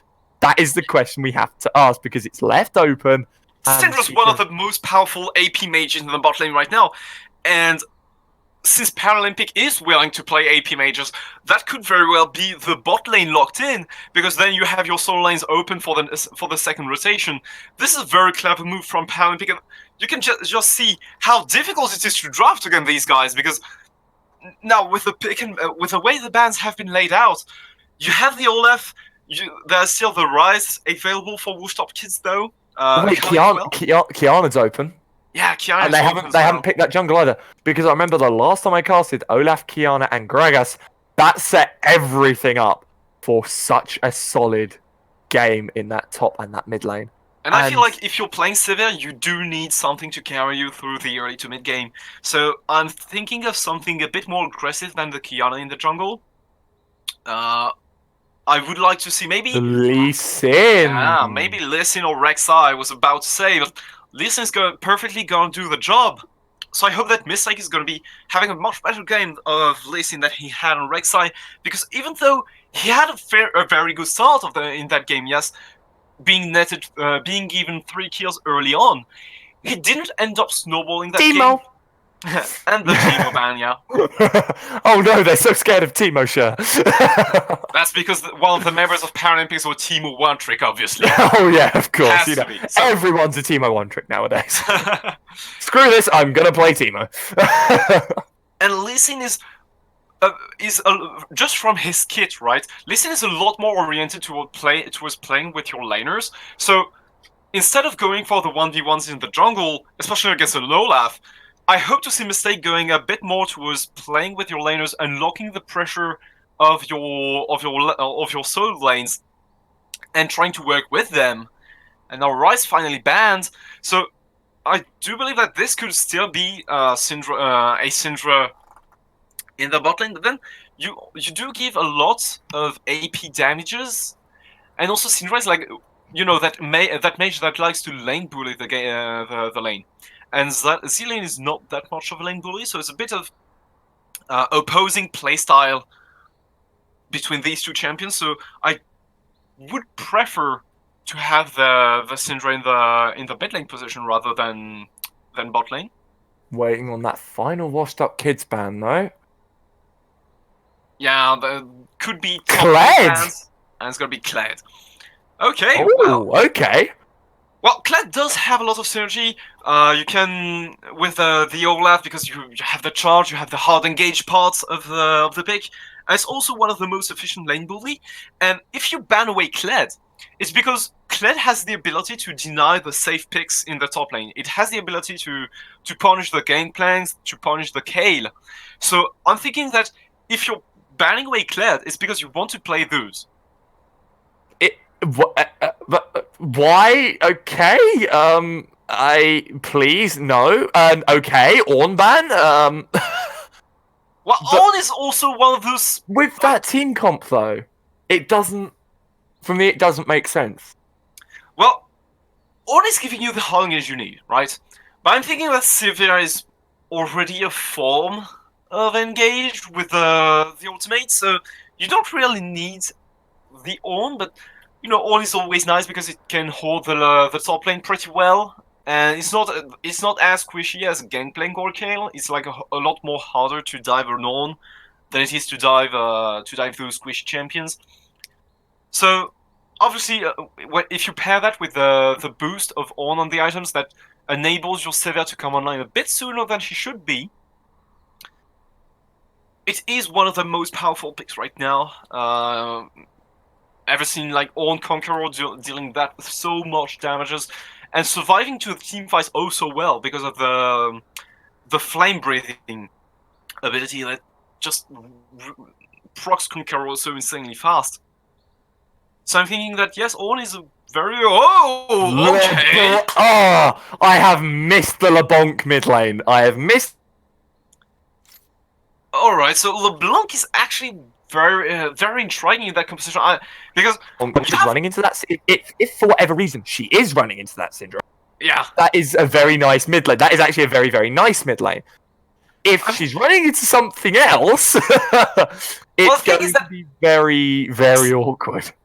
Syndra into LeBlanc is heavily Syndra favored, but if you get jungle involvement in there, it becomes LeBlanc favored because LeBlanc has the ability to win those 2v2s, whereas Syndra is can only do so much. The thing is that once LeBlanc uses her distortion, Syndra can force her to press back on her ability with the Scatter of the Weak. Hold on. Hello, Lissandra. I know we shouldn't talk about the hovers. But Oh, hello. That is a locked-in Lissandra mid. Excuse me, Paralympic Esports, but have you forgotten that you've got no AD damage really at all? I feel like we're talking way too loud in the draft already, but this is. Aurelia! That's an Olaf jungle and an Aurelia top lane. Oh my, I'm gonna melt. Irelia jungle. I do believe that this Irelia is gonna go to the top lane. So finally, this is gonna be the Lissandra in the mid lane to counter that LeBlanc, and because you already have that, you can run in. You have some. Yeah, Emporium of. You can still swap out the Irelia with the Lissandra. Carly, Camille, Darius, Garen, anyone. Because as long as you've got some form of CC, some form of way to stop her mobility in any way, she's got no escape, and she's useless. You know. My dream would be a Camille. My dream would be a Camille. Yeah, because it would be very helpful and fitting to that team. Oh, are they listening to me? Are they actually listening to me? And also Camille has the ability to do really well into the Irelia. If they're listening to me, they'll pick. The thing is that Camille into Irelia is a snowball matchup, you know. So... And it's picked! It's picked! Okay. Okay, right. So, we can tell you... The question is still open as to whether it's Irelia top or mid with Lissandra, because you can still swap those two out. Lissandra is doing quite well into the LeBlanc, and can also handle the Camille. So it's really up to Paralympic how they lay that one out. Yeah, and I'm just sat here. I'm just sat here laughing because I have a feeling they were listening to me. Alright, so we're gonna have to see. Now we're entering the real champion select. Well, we're gonna find out. Yeah. Because even though those guys will be locking in their own champions in the live draft, they can still swap out at the last minute. So, eventually, just talking about the compositions as a whole and not mentioning the laning phase that is up to that is to be determined. So, on the side of WashedUpKids, right?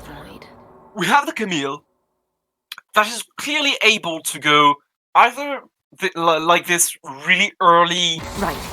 aggressive pick, because she has very early power spike items with the Sheen, the Tiamat, the early Triforce that can come through, and paired with the Lee Sin and the LeBlanc, it makes up for a very aggressive top side of the map. And in the early game, I'm looking towards this top side to make a lot of plays to be the engine of this roster and carry the Severe through this early game. What?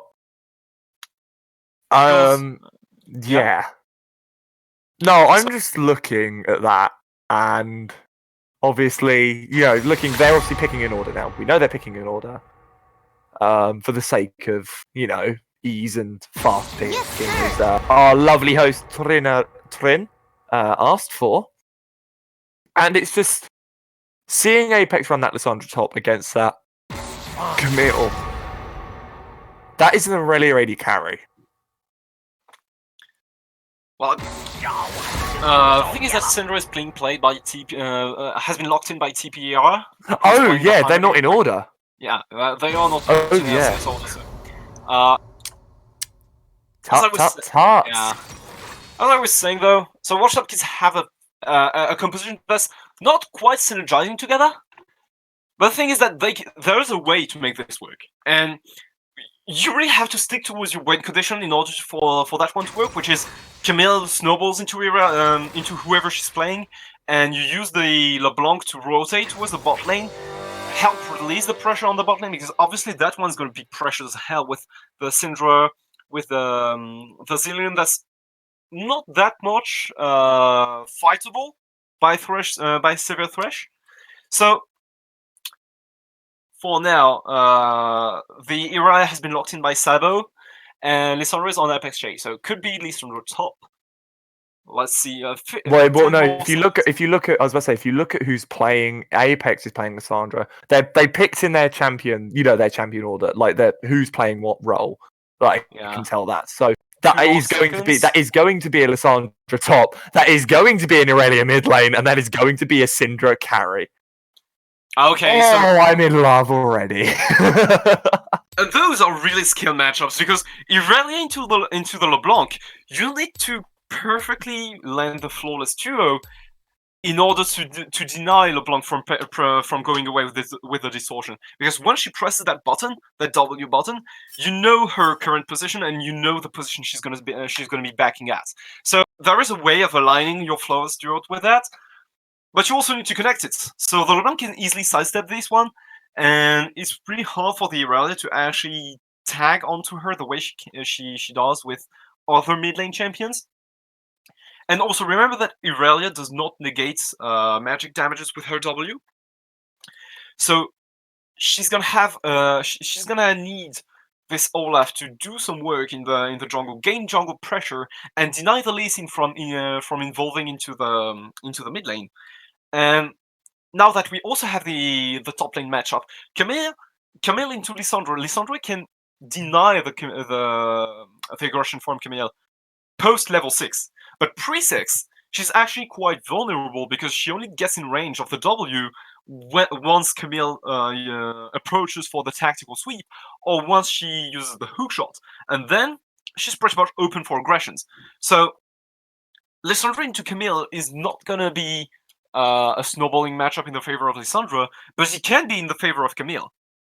And because of that, Olaf will have a good time ganking that top lane, because once Camille uses that hookshot, she will be pretty much defenseless against the Olaf. And also, considering how Lissandra's wave clear has been gutted from the nerf like early on this year, where they add 6 seconds to the cooldown of the Q of the Frozen Child, so she's gonna get pushed. She can get pushed in fairly easily. So Olaf is going to be having a very fun time on the top side of the map, and bot side is going to be much harder for them to gank, because Thresh has the Lantern. Syndra and Zillion cannot effectively set up ganks against Thresh and Severe because of the spell shield available. So obviously, when you look at that, Olaf is going to be more around playing towards the top side of the map and also trying to go pure 1v1 onto the Lee Sin. This is where you can really win an advantage as the Olaf. Go counter jungle, use the huge power that you have in a 1v1 situation in the early game to get those skills off of the Lee Sin, off of the Camille, and then try to snowball the game a bit. Try to transition your advantage towards maybe the top lane, the mid lane. Use the Lissandra as well to rotate around the map because of with the glacial path, she can rotate really well towards the mid lane. And also, if you take a look at the summoners, you can see that there are 3 teleports on the side of Paralympic, and considering how well they've been playing and how well they've been rotating in the mid game, you can bet that these teleportations are going to be put to good use, and you have to respect these advantages on them around the map for them. Meanwhile, on the side of WashedUpKids, they have a clear win condition, right? They need either to snowball through the Camille or to prepare the game so that Sivir can come online eventually and win those team fights.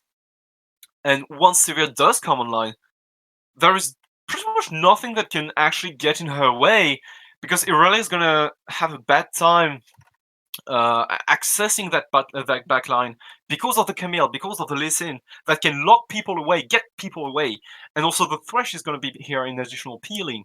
So Zilean is not going to do anything in terms of backline access. I mean, and then you also have Olaf and Syndra. Even though Olaf is not is unstoppable, he's not going to be a very big threat once the Sivir comes online. So it's all about meeting those win conditions in time, and once this is done, the game will be over. Well, you say it would be over, but we found out last time that by the time the game is over, it isn't. Kai'Sa did get fed eventually, so that was kind of a win condition on the side of WashedUpKid last game. So we are now in the loading screen. Olaf has gone for the Conqueror Desperation Standards. This is not playing the Electrocute build, but rather the Conqueror one. So obviously this is teamfight oriented. You want the Lee Sin to have a bit more sustain that he could in the teamfight. Camille has opted for the Conqueror as well.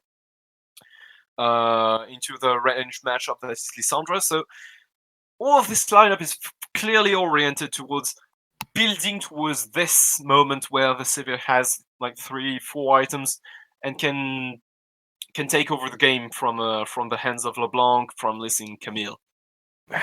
Well, we're pretty much about loaded in now, Sher, so should we prepare ourselves as best we can, because we know what's going to happen and I'm not even going to try and hide it anymore. And there was another ruling that we've just found out, Sher. There's another penalty coming in for the next game for WashedUpKids. Not WashedUpKids. Sorry, I take that back because I'm a meme. For us is Paralympic Esports, because they are not in order. Oh, okay. So ruling 13.2, you must be in official order before you go into Champ Select. And how's this going to be played? Like, if the series goes to game 3, then they have it will go into their next game versus Quantum Vortex. Oh, okay. I see. Yikes. Which, is great for Quantum Vortex, not so much so for Paralympic. Yeah, already losing out one game feels pretty bad for the mental. And right now we are in game, ladies and gentlemen. Oh, and a pause. Paralympic Esports on the left side of your screen, and WashedUpKids on the red side. Let's see if Paralympic Esports can even out the series this time.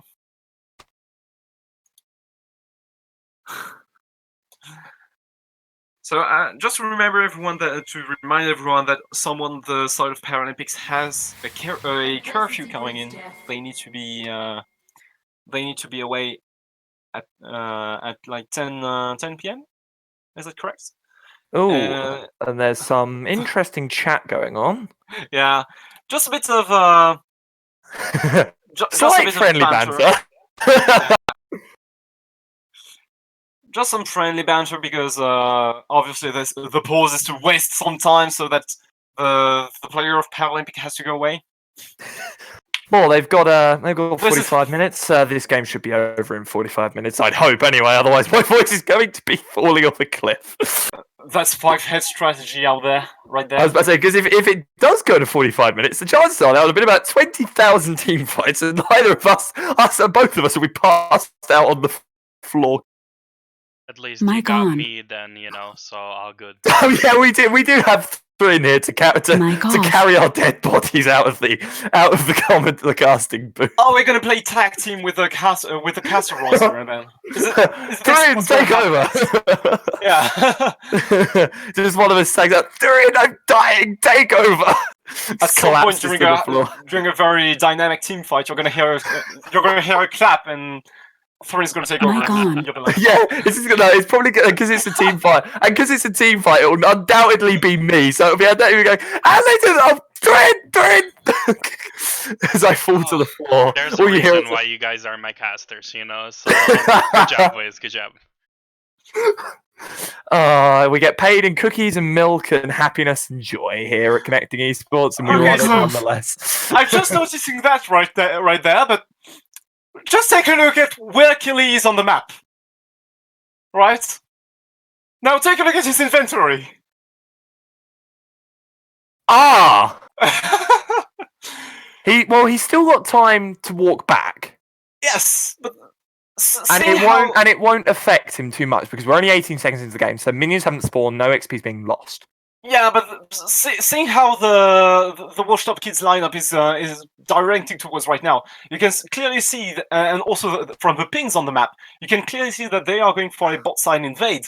So Camilla's going to be late if she doesn't decide to recall, or else there's going to be some shenanigans at level 1. Okay, so he's turning around. There we go! Oh, we've all done it once. And so, Brazilian did it as well. Flay did it as well, alongside my Kelly. Two of them did it. This is absolutely perfect. But that bot lane invade is going to come in. Camilla's going to run her little legs over. Yeah. So And they are lost. They are lost right now. Vision. It's a flash instantaneously. Oh, the misplay's coming in. You did not need to flash that, Syndra. Yeah, but doesn't want to take any risk. A too big bot lane. Though, because all Lee Sin's going to be able to do is kick into you, but going to not be able to do any damage with where you are on the map. Well, Camille is nowhere near. Is not going to have a hook shot. Up because she's not. She's going to upgrade her Q. Well, LeBlanc, the thing is that she'll upgrade her Q first. Civ is only going to have a Q up, which means she'll do some slight poke. yeah, but just in nothing terms major. of inventory, though, like, could you imagine Lee Sin or Camille going back to the lane with an early longsword? That makes their lane all the more too easy for them in the early stages of the game, because they are able to make the most out of these items. So obviously, that flash wasn't necessary for sure, but it's understandable to blow it away.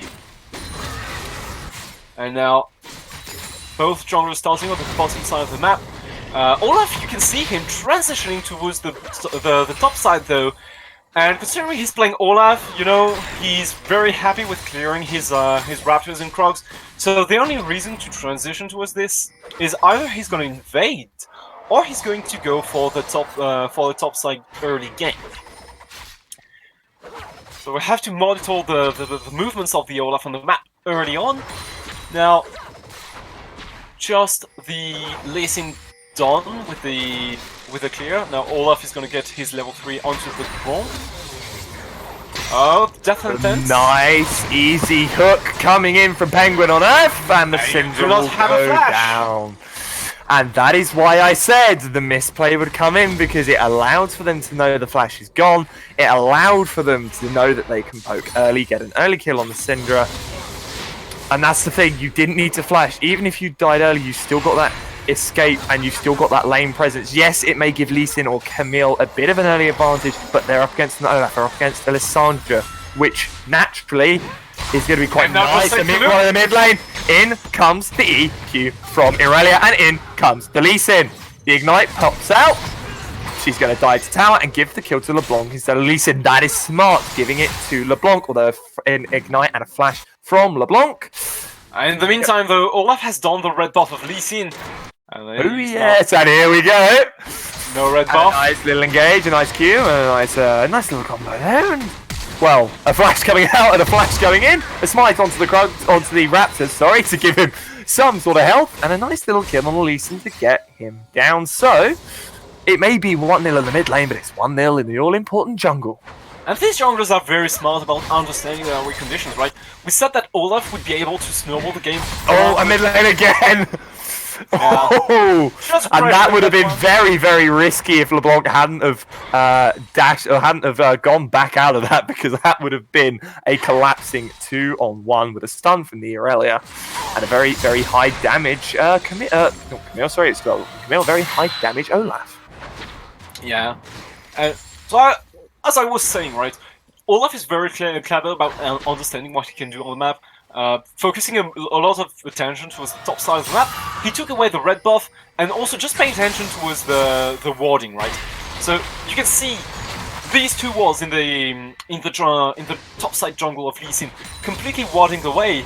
So now Lissandra knows that if Lee Sin is not on the bot side of the map, the only thing that he can do right now is clearing his cards, and she does have a glacial path. And Camille coming in, going to go for the hook shot. The flash comes out, misses the hook shot, but the flash from Apex burns that away, allows Camille to go in another day. But of course, it's early game, early doors, and Camille is one of those champions that you may Olaf not... finds Lee Sin again. Oh, Lee Sin going in. Olaf obviously got that kill advantage, he's got that pressure, has also got that level up. Nice trade. Lee Sin will back out of it though. Knows that he's not going to win that fight. And the crowd. And again, boy, everything's going on everywhere. There's another trade, and down will go POR again. Nearly getting down the thresh, but 2-0 Sivir. Yikes! That's not looking good for Paralympic. Yeah, WashedUpKids really capitalizing on the fact that Sivir blew her flash early on. This is really good for them. This Sivir with these 2 kills is already sitting on about 2k gold, so she's gonna come back to that lane with more than just a BF sword, right? And now Lee Sin sitting on the top side of the map. These guys are looking towards getting an early Mountain Drake. Just that Mountain Drake early is really going to help those guys out. Just going to allow them to get it extra. Although Zilean coming up to have a little bit of a look. Yeah, Sabo really suffering his lane right there. I said that was a skilled matchup. Oh, mid lane again. Obviously, as you said, a very skilled matchup. And the other one. Ow! Oh, that's got to hurt. That has got to hurt. And is this maybe the mental game now that, you know, they're losing that extra ban because they're out of order? They lost that game 1 in such dominant circumstances. Is that because, is it just a mental game, or is it just they're just not that strong with this comp? And they'll take that, it will allow WashedUpKids to take that Drake, and the Camille, ooh, getting rooted by Lissandra. The Aftershock will proc off on Lissandra, but to no avail. And a nice 10 CS lead in that top lane. Looking very nice for Camille at the moment, looking very nice for Killy. Yeah, but just building a small, steady advantage on that top side of the map. We said that LeBlanc, Lee Sin, and Camille were the people we should be looking towards in the early game. And even though Sivir and Thresh, you know, winning their lane because of special circumstances, the whole top side of WashedUpKids is still winning pretty steadily. So they do have a very sturdy lead to build the mid game on. And if you pay attention towards the enemy lineup, you can see that this is not a very good lineup early on into the game, right? Like Zilean is He's very late game. Yeah, he's only good in the late game team fights where he really shines.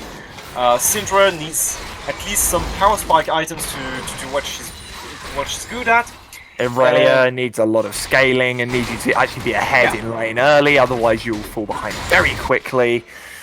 So, I'm not that worried about Paralympic being behind at this stage of the game.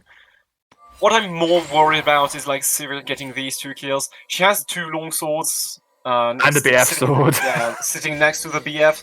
So I'm more worried about how WashedUpKids is gonna pace the game rather than how Paralympic Esports is gonna come back into that game, because the comeback is possible and it's fairly, I wouldn't say easy, but it is foresightable to the very least.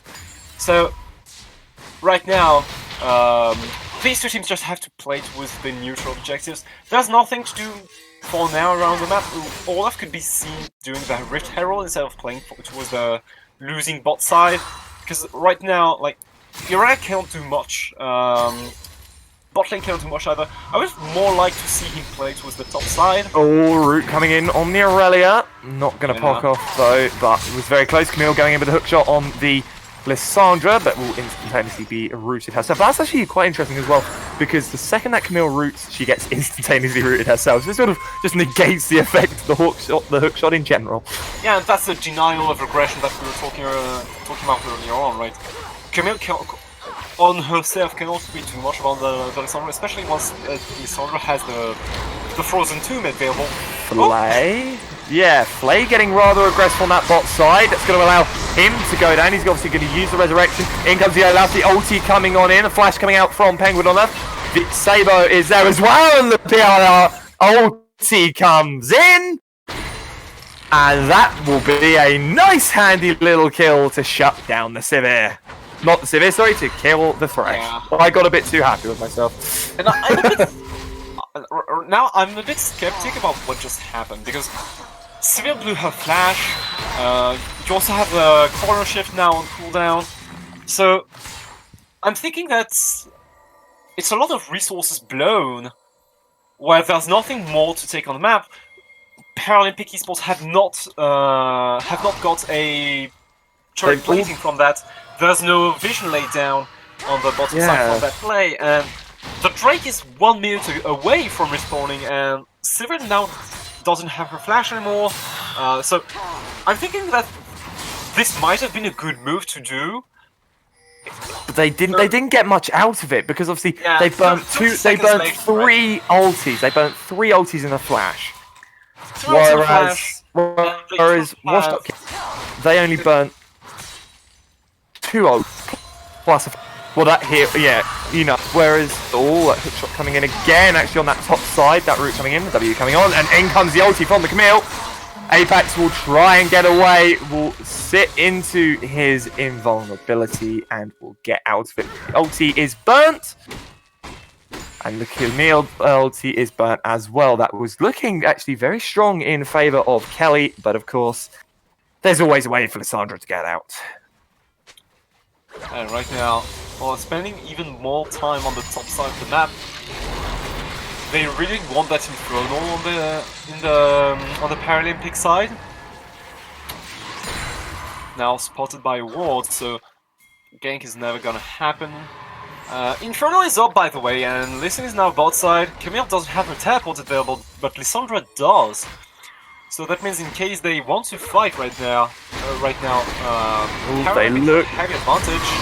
No, they're going to back out. They're not going to challenge it, but they might go in for another engagement, because Olaf has just burned his ulti. And the E misses on the LeBlanc. The stun goes in, the root goes in, and well, Camille has teleported down for seemingly no reason. She hasn't teleported down. She actually walked all the way there. So, she walked. Oh my god! I take that back. Hello, Camille. Nice to see your movement speeds up. Again, she has already got Mercury Tread, so she's already got plenty of plenty of movement speed. The Cloud Elemental Rift helping her rotate all around the map. So no, you do not even need those level up points in the hookshot anymore, because you can just walk around at the speed of at the literal speed of wind. Roaming around at the speed of wind. Camille is now just confused. Meanwhile, on bot side, the CS advantage is coming down, which is also allowing for the gold advantage to come down, and that's quite a nice little bit of poke coming in. Not much action early on compared to the first game. This is such a scaling matchup, as you said earlier on. just means that everyone has sort of just got to get on with it. And Camille getting a bit aggressive with some vision. And right now, we can see how the preseason has changed things, you know, because these two teams are very hard into the scaling idea, and despite that, there are still some movements early on to the game because of how much there is to do, because of the elemental drakes being now so important, because of the two Rift Heralds on the map. So obviously, these two teams are moving out a lot more than they would have before the preseason, and it's just such a burden to, as a jungler, to play in these kind of matches, because in a normal time you would like to just farm out your camps and be scaling towards more defensive options, and because there is so much to play around, you still have to be there for ganking opportunities, because you have to gank even more than before in a team game.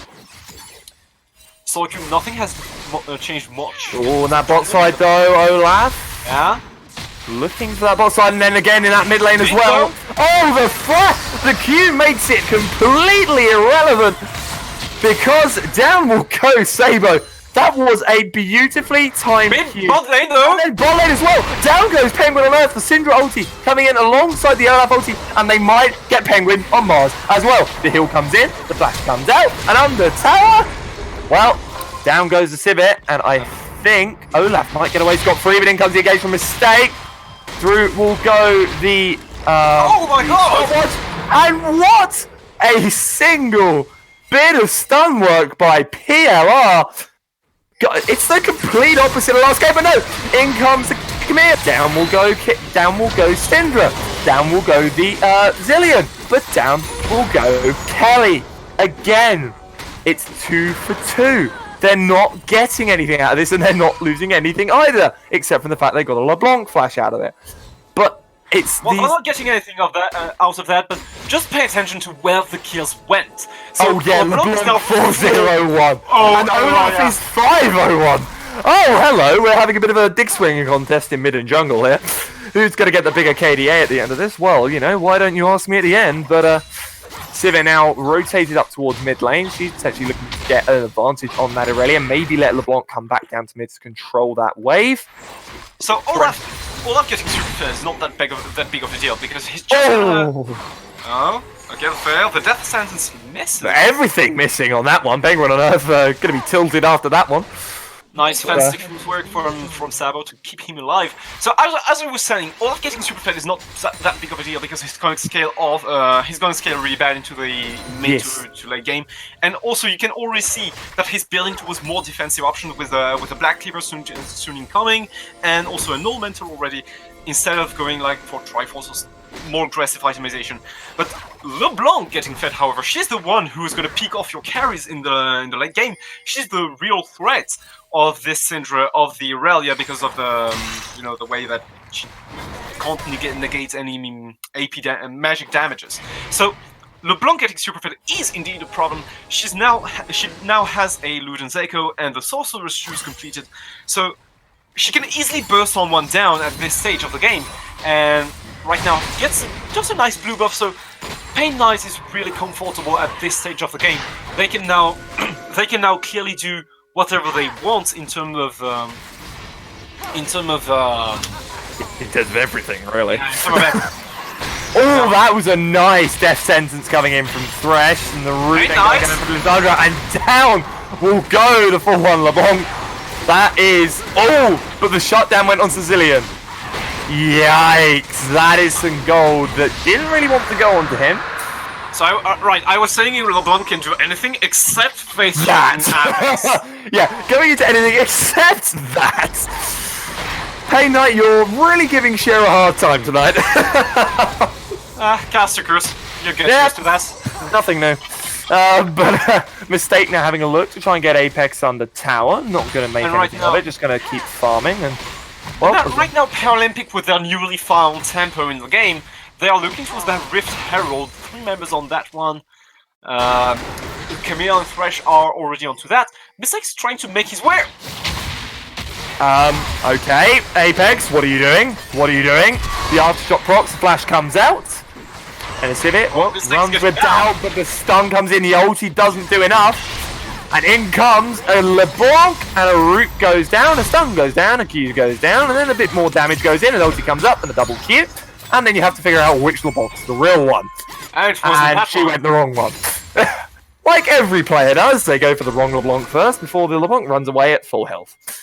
Aside from mistaking the passive, that was what I was talking about, right? You saw Sab learning the flawless druid. Oh, and execute for a fastback. Yeah. Nicely done. A turret is slain.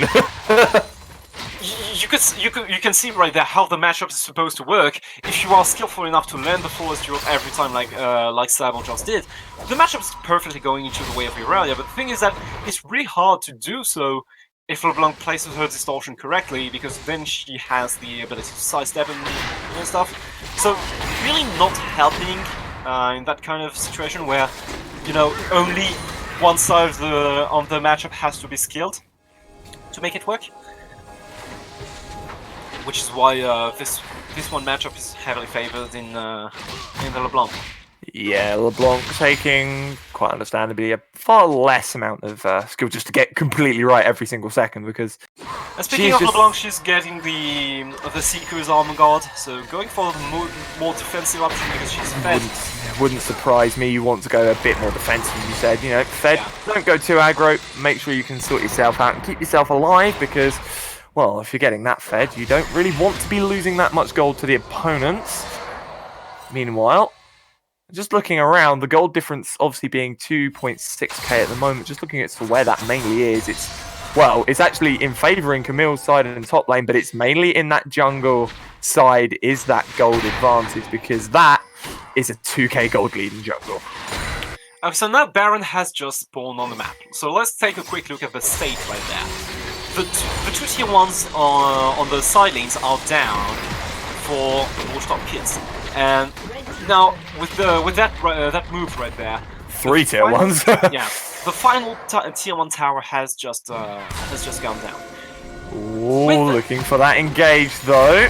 When you have a Sivir on your team, you like to turtle up. Oh my god! The ulti and a flash coming out. A flash in panic coming out from Sivir and Thresh. A synchronized flash. They now have no escape, and that's the lane. That's the set of champions that, well, doesn't have an escape anyway, let alone without a flash on either side. WashedUpKids trying to set up a Fnatic death bush on the Not bottom gonna side. work. Yeah. And all it's going to do, well, the Fnatic Death Boost is going to come back to haunt them, because Penguin on Earth is going to get chunked down by a 6-0 1 Olaf.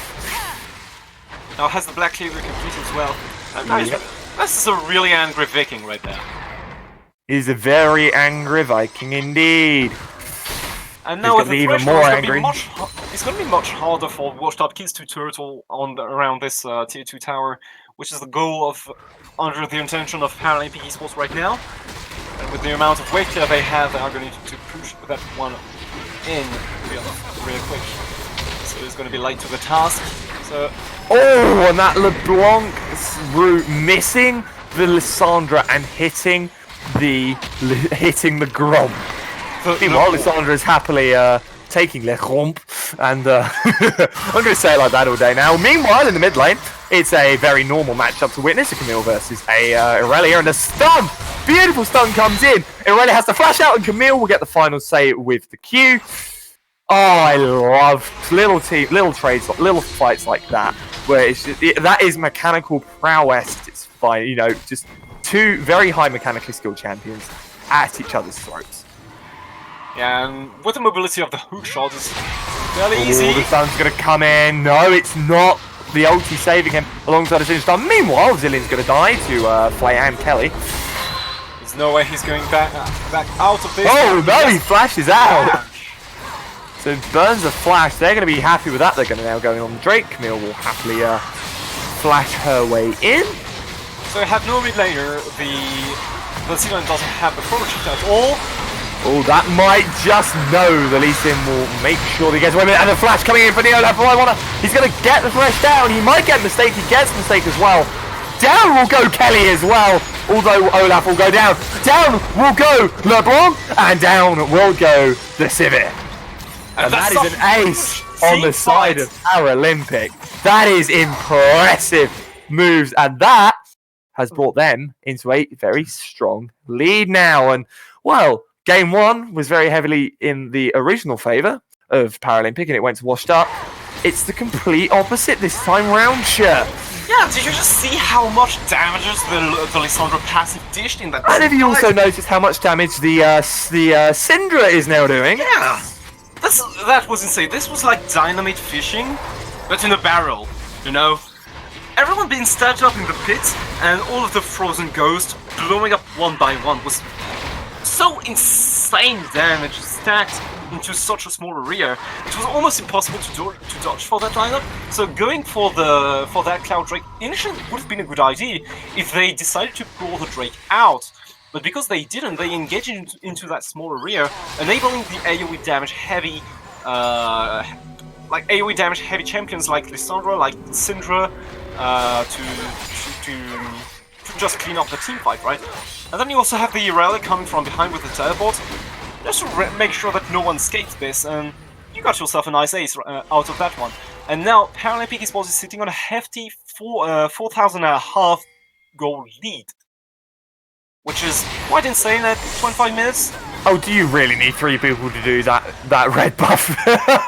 Sorry, I just happened to see WashedUpKids deciding to have 3 men do red buff. Yeah, because you know, your Sivir has only one item. Yeah, top lane, Sabo getting stunned, and the stun does pop off on the side of the Aurelia, so the Q's going to go down, the ulti's going to pop off, but Sabo might actually win this trade, yes he will! The trade coming in, and mistake, again, another mistake coming in from him. And this is really strange, the Hextech ultimatum was available for Camille to use, so what if he has, if he were to use that to dodge just a flawless shield, for example? I don't think that's how, no. With the Hextech ultimatum, it doesn't exactly negate you from that damage, it still would have actually caused the death, and no Thresh, you are not Syndra, you are not able to pull the Baron out of its pit. Then again, Syndra was stopped from doing that a few years ago. Either way, free Baron in the, on the side of Paralympic Esports, so that is actually quite nice for them now. See all 5 members with the buff. They're now going to have a nice little lane to themselves. And right now, Paralympic Esports is sitting on a... And very lucky is LeBlanc getting out of that death. Yeah, I was wondering what you were owing at as well at the same time, Sherlock. I wondered if we'd spotted the same thing. Meanwhile... The Defiant Stance would have cancelled the LeBlanc much faster than the Force Shield would have.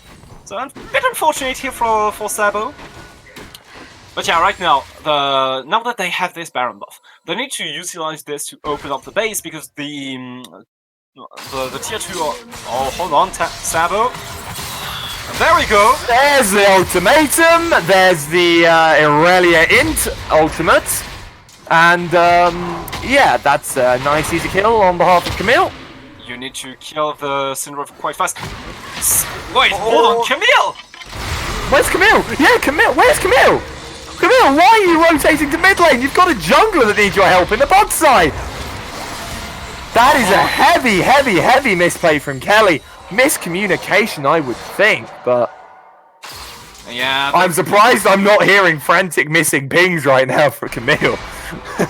Well, the thing is, like, if you take a look back at this, the goal for WashedUpKids is to buy time for now, right? Because the Baron buff is playing against them.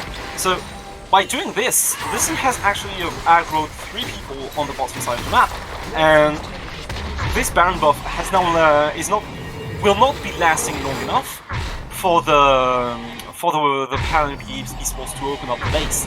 So I wouldn't say that this was the most optimal play, but this is still a clever one, you know, because with the Camille rotating towards the mid wave, you actually deny. Nah, sorry. You actually deny the mid wave, so you end up slowing down the pace of the game, so that your Sivir can scale a bit more, because previously she was only sitting on an Instance River, now this is a phase check. No! Oh, it's a phase check from Penguin Oil. You did this last time and it didn't work! and down he will go to the Olaf. You'd think after game 1 they'd learn that face checking into a bush that you have not warded is a bad idea around Paralympic Esports. And this But no. ambush specifically is definitely not wanting WashedUpKids to win. No, it seems to be every time that they face check that bush, they die. So, free Drake on the side of Paralympic Esports is, not a very welcome one.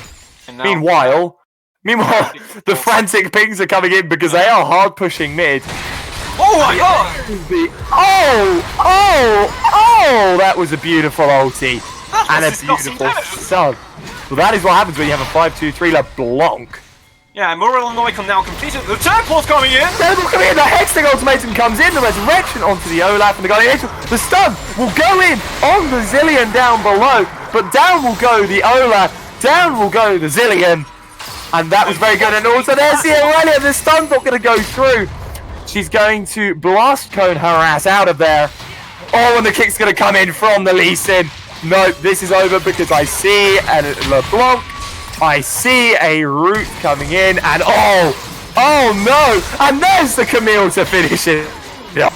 Sabo desperately trying to trade, but will not eventually, and because of that, it's now Sivir and Thresh pushing towards the top side of the map. Now, you can see the other players of WashedUpKids preparing the wave on the bottom side. Sivir now with a red buff, she's all gonna just play towards this tier 2 tower in the bot lane. Hopefully, Drake is not spawning anytime soon.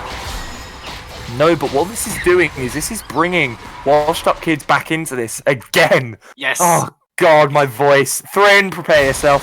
Line Here, time. buddy. Thrin is here on Alex's support line. But of course, look, Camille 5-3. She has got a heavy top lane lead actually. Yeah. Heavy top lane lead. That's quite insane. Like, she's already sitting on like her Trinity Force, the Ravenous Hydra as well, And also Sterix. Oh, it's not Sterix. yeah, Oh, she has 2,000 gold. So right now she's recalling. Just be prepared to see the Sterix popping into her inventory like that. And she does not have her teleport available, so obviously not gonna go back to bot lane.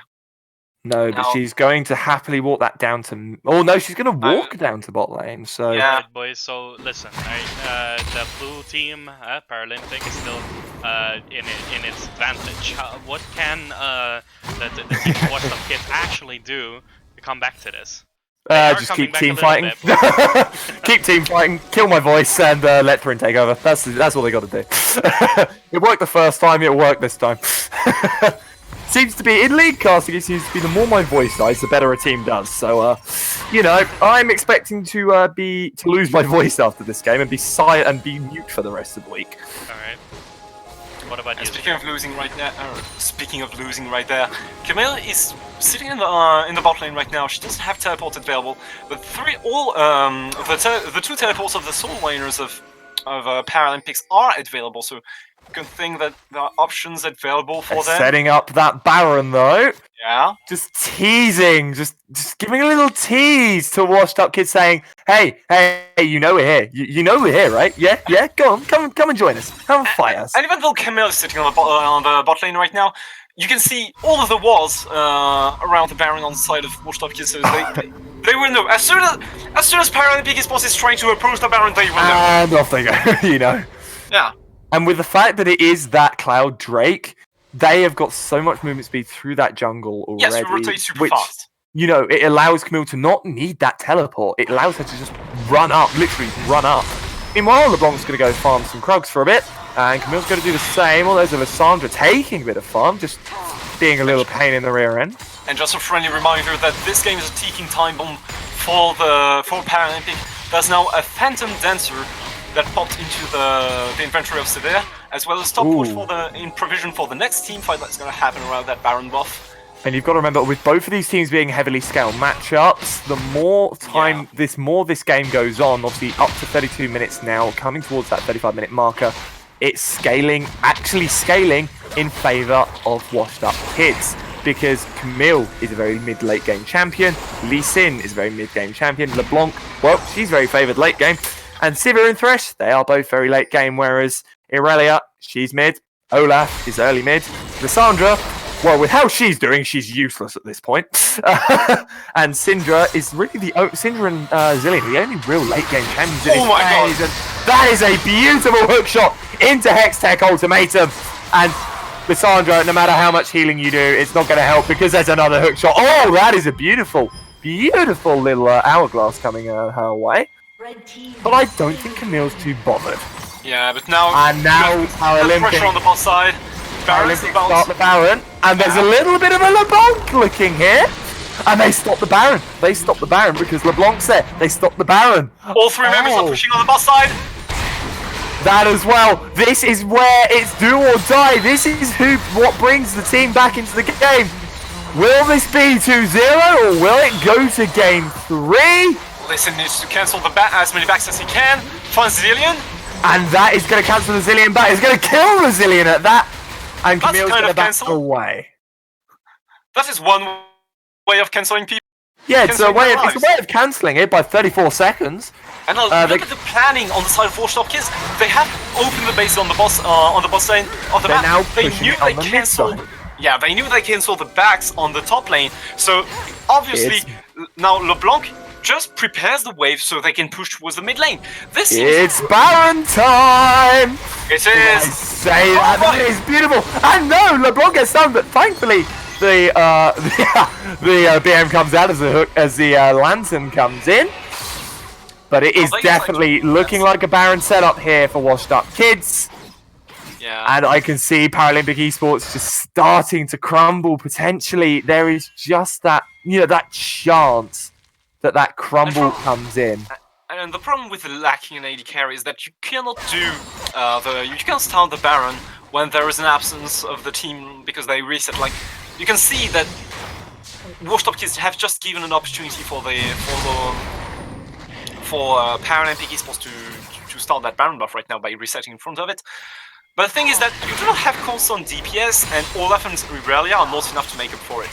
So no, Irelia is nowhere near enough to make up for it Yeah. at this stage. So obviously, that kind of reset is allowed just because you're playing a mage bot. This is the Syndra, downside. run away, Syndra. There's a LeBlanc and a Camille coming at you. And that's the line, not enough damage to burst LeBlanc down in a trade. Now, bot side is under pressure. The whole team of WashedUpKids is moving towards the Baron buff, while Camille is steadily digging a hole in the bot side base. And this is the thing, what do you do as Paralympic? Do you focus on what is going to be a potential Baron and base loss? Or do you focus on the base? Because, well, at this point, you're leaving an Aurelia to defend your base. That's not going to do much at this stage of the game. Ah, and a beautiful hook shot. Misses the W, but Irelia getting bullied under her turret base. and a game pause because Sabo is disconnected. Yeah. So, right there, the situation is kind of looking dire for Paralympic, right? Irelia cannot even hold the Camille because of the amount of items they... Oh, apparently a DC from coming from Sabo. Yeah. Lost some internet. Maybe the curfew coming in. It happens to the best of us, Cher. It happens to the best of us. So, There's a bit of complaining going on about potentially not notifying the other team of pauses either. Because these pauses, I will be fair, these pauses have both been opportune. right there. Pausing like this is kind of tilting all the time, but you know, you gotta do what you got to do when you're in a competitive game. Oh, of course. Again, it's all looked at by our lovely admins here at Connecting Esports. Yes. One of them streaming our game at the moment, Trin, Yes. who's, as always, sat here on the sidelines, listening to me talk bollocks for about half an hour per game. It's enjoyable. Lisa in mid game, by the way. I don't know. See, look, I had to do something. He's most likely one of the best early game champions. Yeah. But mid game and late game, I don't think so. Anyways. Yeah, I don't want to contradict you like this. You gotta let me slip sometimes. Hey, look, at least I haven't on air mistaken a certain thing for a smaller thing of the same thing. True. You know. True. Or, I did or that- I did literally that lost off there your about- words and just said blah blah blah blah blah for 30 seconds. You know, that happens Pretty as well. much, you know. Well, it's actually, that's a funny story. That reminds me of CS:GO GT versus Nip on what was it, on Inferno? Literally 3 down with 1 AWP through smoke. What? Literally me right now. So they got 5 more minutes of pausing, and then they have to play. I believe. Oh. So, if we come back after 5 minutes with a 4v5 situation, I think we know who wins. Well, basically it's Sabo that disconnected, so Camille is now would now be facing 2 defenseless Nexus towers. That would be very... And a Baron that's starting up. Ah, Sabo's back! He's Yay! back, ladies and gentlemen. Let's get underway. Hopefully we come back to the game soon. Oh wait, my bad. It's actually 15 minutes, so they have 10 more minutes. Oh, okay, never mind. Take that back. My bad. Trin forgets his own rules. Yeah. See, look, we know more rules here as casters than Trin does as an admin. This is always entertaining. Nah. Speaking of entertainment, the game should resume soon enough. So, how's the weather? Yeah. Cold. Oh, the in-game chat is always a good one for banter. And just speaking of in-game, you can see that the Baron's now completely out of reach for Paralympic Esports. The situation's looking dire for them right now, yeah? Well, they either recall, hard reset, and hope they can kill Camille in time before everyone else gets down there. Because if you look as well, obviously, know what? They've got 2 TPs up. They've got 2 TPs. They've got Apex and Saber. Well, Saber's about to die, and the thing is Camille, Severe, and Thresh onto the Baron. Severe's gonna melt that guy like it's not. It's just nothing more than a big purple worm. So shut up. you have to consider that if you reset. First off, you gotta prevent LeBlanc from cancelling all of your recalls, and you have to make a bet. You have to make the bet that you're actually killing Camille, because if you end up not killing Camille and conceding the Baron buff, the game is pretty much over on your side, right? Yeah, for sure. It's the thing, but even then, again, you concede that Baron buff, you kill Camille, game's over. You concede Camille, kill the Baron, game's over. Yeah, because Camille is gonna eventually finish the game. Well, Camille is sick. Discord dying again. Nope. This time it's Alex. Yeah. Maybe it's Alex. He finally died. Been talking about it long enough. So eventually, though, Camille is gonna take away this game, or Sabo manages to make the highlights 1v1 underdog. Play. Looks like all of the teams are now ready. So we're gonna get back into this game, hopefully. Bull! Oh, you're alive! Yeah, I've been alive for about 30 seconds. And just as you 2, are resurrecting, 1, and the game they resumes. choose the option of Baron. But, oh no, Aurelia comes in. We'll look for the ulti. The Hextech ultimation comes in for Camille. And it's going to be the damage for the Camille. Is the hook shot up? No, but the flash is on the team fight. They've had to give up Baron. But meanwhile, LeBlanc has come to chase down mid. It is going to be a 2v2 situation on mid lane, unless the rest of Paralympic Esports back. They've got 2 champions at half health in their mid. They all have to back off. Actually, and the flash burn from Camille as well. Actually, not the dumbest of ideas, but they're going to re-engage the Baron. I'm quite surprised that Killing actually decided to not take the 1v1 against Vera, because you clearly see that with a Syndra was backing as well. Yes, there was always that worry of that Syndra. Actually, no, she was dead, so she was respawning. So there was always that worry of that Syndra burst damage alongside the Aurelia. Camille, obviously, Kelly teleporting down. And a nice, easy Baron, and now for the Baron fight! Olaf burning an ulti, Lissandra coming in. Well, that's 2 Zhonya's burning. And now goes Kelly. Need to make a move. this thing, it's not the worst thing having the buff fall off of Syndra. Oh, sorry, off of Civet. As long as it stays on LeBlanc and Camille, they have still got that heavy advantage coming into the rest of the game. But obviously, a nice little reset now, and that bot side, look at those minions on that bot side. They are heavily pushing in favour of WashedUpKids. Yeah, having these two inhibitors down on the bottom side of the map for Paralympic Esports, it kind of paves the way for WashedUpKids on how to play that game. Now they just need to group onto that top side, let the pressure from the super minions do the rest. And well, LeBlanc has got a nice wave headed towards that bot side, that top side tier 2 turret. And well, there looks to be a Drake engagement going on because a Cloud Drake is coming up. And in 2 seconds, in 1 second, it lands and is engaged by an Olaf. And now just look at Sirius. They might not actually contend this. Although it's going to go on the UNF. He's going to go in. Is he going to be able to smite it away? No! But he's going to get the Thresh Lantern out, so he's going to be safe. But what this has done, this has allowed WashedUpKids. And they're still engaging. They're still engaging on this top side. Which means that Down is going to go. Mistake. Down is going to go. Wait, no, maybe no. Down is going to go the Olaf. Down is going to go. Look at the base!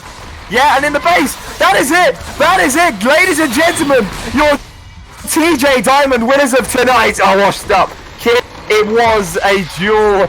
Hirsch, and I said it then, I said it now, that Drake, they just let them push into base. I guess they were fighting for fun. But an MVP of that game, sure, I'm sorry, I've got to go with Camille. Yeah, the Camille clearly did all of the late game on that side. Like Cyril was just there to make sure that they weren't losing the team fights on the other hand, of the map, and also just for the wave clear, so that the map could be set up for Camille to actually pressure the side lane she was on. And you're giving your MVP to Camille, right?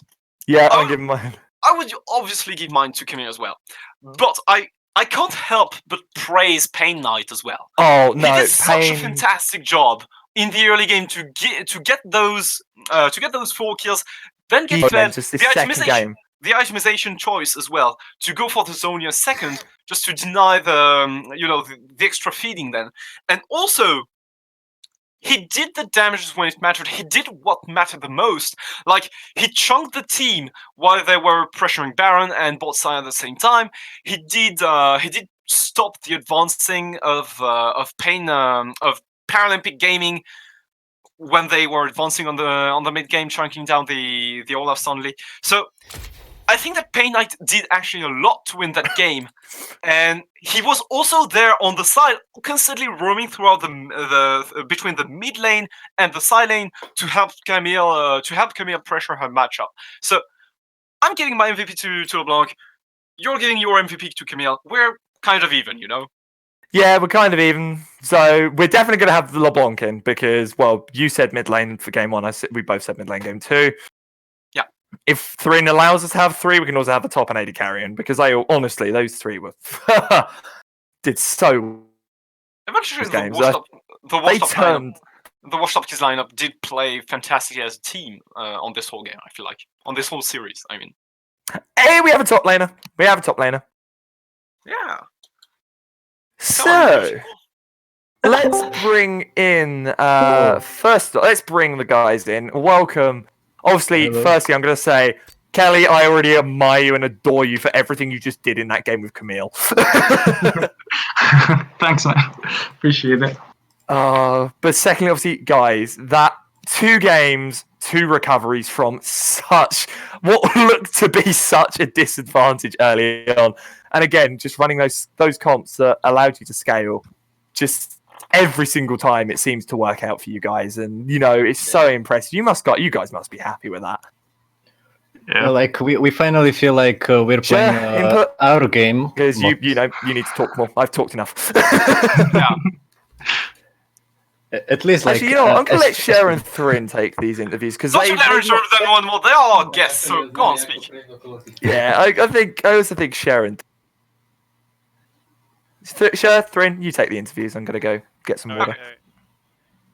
So, yeah, go on. You want to say something? I believe. Yeah, continue. Yes. So I just wanted to say that I'm really happy that our team finally started playing like we used to. Because like in previous matches when we played in this tournament, we didn't really play our best. And we made a lot of bad macro calls, which we tried to improve on. And you could have seen it right in this game and in these two games, like how much we improved in this tournament. We played almost the same exact comp versus, I think it was ELG, and I was mega fed. I was like 6-0. I had a monstrous lead on my lane opponent, but we weren't like executing the team the team calls well. We weren't like playing off the pressure well, so we kind of just gave the game away, which should have been a win. But we ran the exact same comp. We trusted each other, and then we came back. Yeah, which feels very good. Yeah, I do have also the feeling that in this series you were also playing a lot as a team. And I want to ask you something about the mentality of this team. Like, do you feel like the team is more led by playing as a team and as a team only, which means that if there is an individual play to make, the player will not do it if it is at risk of endangering the game plan? Or do you think that your team is also relying a bit on individual plays? Well, to the way I say it, and we've been playing for a while now. I mean, not too much, but like we got a pretty decent understanding of how each other plays and how the team plays. Usually, when there's a play to be made solo, if the team member knows he can go for it, we don't usually doubt him. He goes for it. For example, solo kill top lane, solo kill mid lane, etc., etc. We try to ask for information before, like, is this doable or not? And if it's not, then you shouldn't go for it either way. But when it's like team calls that other people need to be involved, it usually is getting on agreement because sometimes there's things you haven't seen right before you want to go for a play. So asking before is always the best call, in my opinion. I think personally, you guys should really look at your early game. It's really weak compared to your mid and your late game. If you fix that, you're a really strong team. Try to focus around the composition that you're trying to do. But if you're looking at your composition right now, you have something in the early, you have something in the mid, and you have something in the late game, which is mostly late game, right? But you're not executing your composition in the early game too well. So if you focus on that, in my opinion, you'll be a way better team than you already are. I really enjoyed watching you come back. I think the fighting and the team fighting execution and the calls at that time were really good. There were a couple of calls that were questionable, like example one of the last Baron calls where you almost died and almost lost it. And in the end, got your Sivir to die for you basically, as the Lee Sin didn't die. But other than that, you guys did really well, and I think it's going to be a blast to see you guys compete again. Yeah, thank you. Well, thank you very much. All right. Does anyone of you guys still have any other questions, Sherlock? Idas? Nah, I'm fine. Okay. Nope. I'm done. All right. Twitch chat, do you have any questions? Anticlimactic, to say the least. Look, I might as well shut up. I've spoken enough. All right, so Darkness is asking Baron or Inhib. What do you find more important? Well, you could have seen it in this game. We chose Inhib over Baron, especially because it creates such a strong pressure point on the map. Mm-hmm. And you could have seen how enemies hesitated in that play. Like, they didn't know whether they defend the base or go for the Baron, and they chose none of those, and we got both of them. All right. Someone else wants to know, how many games do you have in Diamond 4, Branez? A lot. Okay. Too much? Maybe? Too much. Hard stuck. I mean, we're looking at the preseason. We're looking at season 10, right? So it's all good, boys. Gragas is asking, who calls shots in the team fights, because your team fights were actually amazing. Well, depends. Like, usually we all call the shots. Like together, we discuss it. But as for the last game, I would say the pressure game we played, I was doing most of the calls. Okay. All right. Darkness is asking, why was the Lee Sin so irrelevant early game, especially if you're an early champion? Why didn't you try to counter jungle or counter gank stuff? Well, I mean that's a question for him, asked from himself. So I don't know. Well, the thing is, he was facing an Olaf, so Yeah, he was facing Olaf. That's one thing, and second thing, we kind of didn't decide which lane we choose as the weak side. Like we got Sivir, who got really fed early on by winning the 2v2, and I also got fed on the mid lane. I was 2-0 as well, and at that point he was 0-1. So I think we just didn't really choose who he's gonna play around, and therefore he kind of just stayed in the jungle. Okay.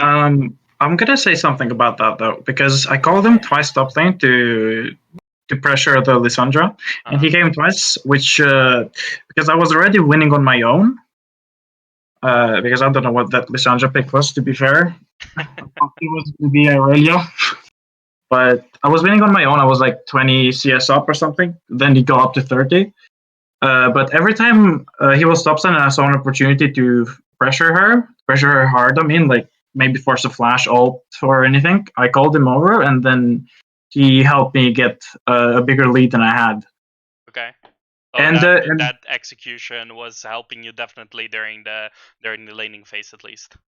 Yeah, and realistically, when all your three lanes are winning, as long as you play passively, you don't just try and 1v1 the enemy jungler, so to speak, or for example, me and Lee Sin were weaker 2v2 because Olaf was so strong. But in other lanes, the 2v2 or 3v3 bot link was different because the other lanes were like better. Because Lissandra can buy too much time, Olaf is very strong, and there's no way we win 2v2 early game anyway. Yeah.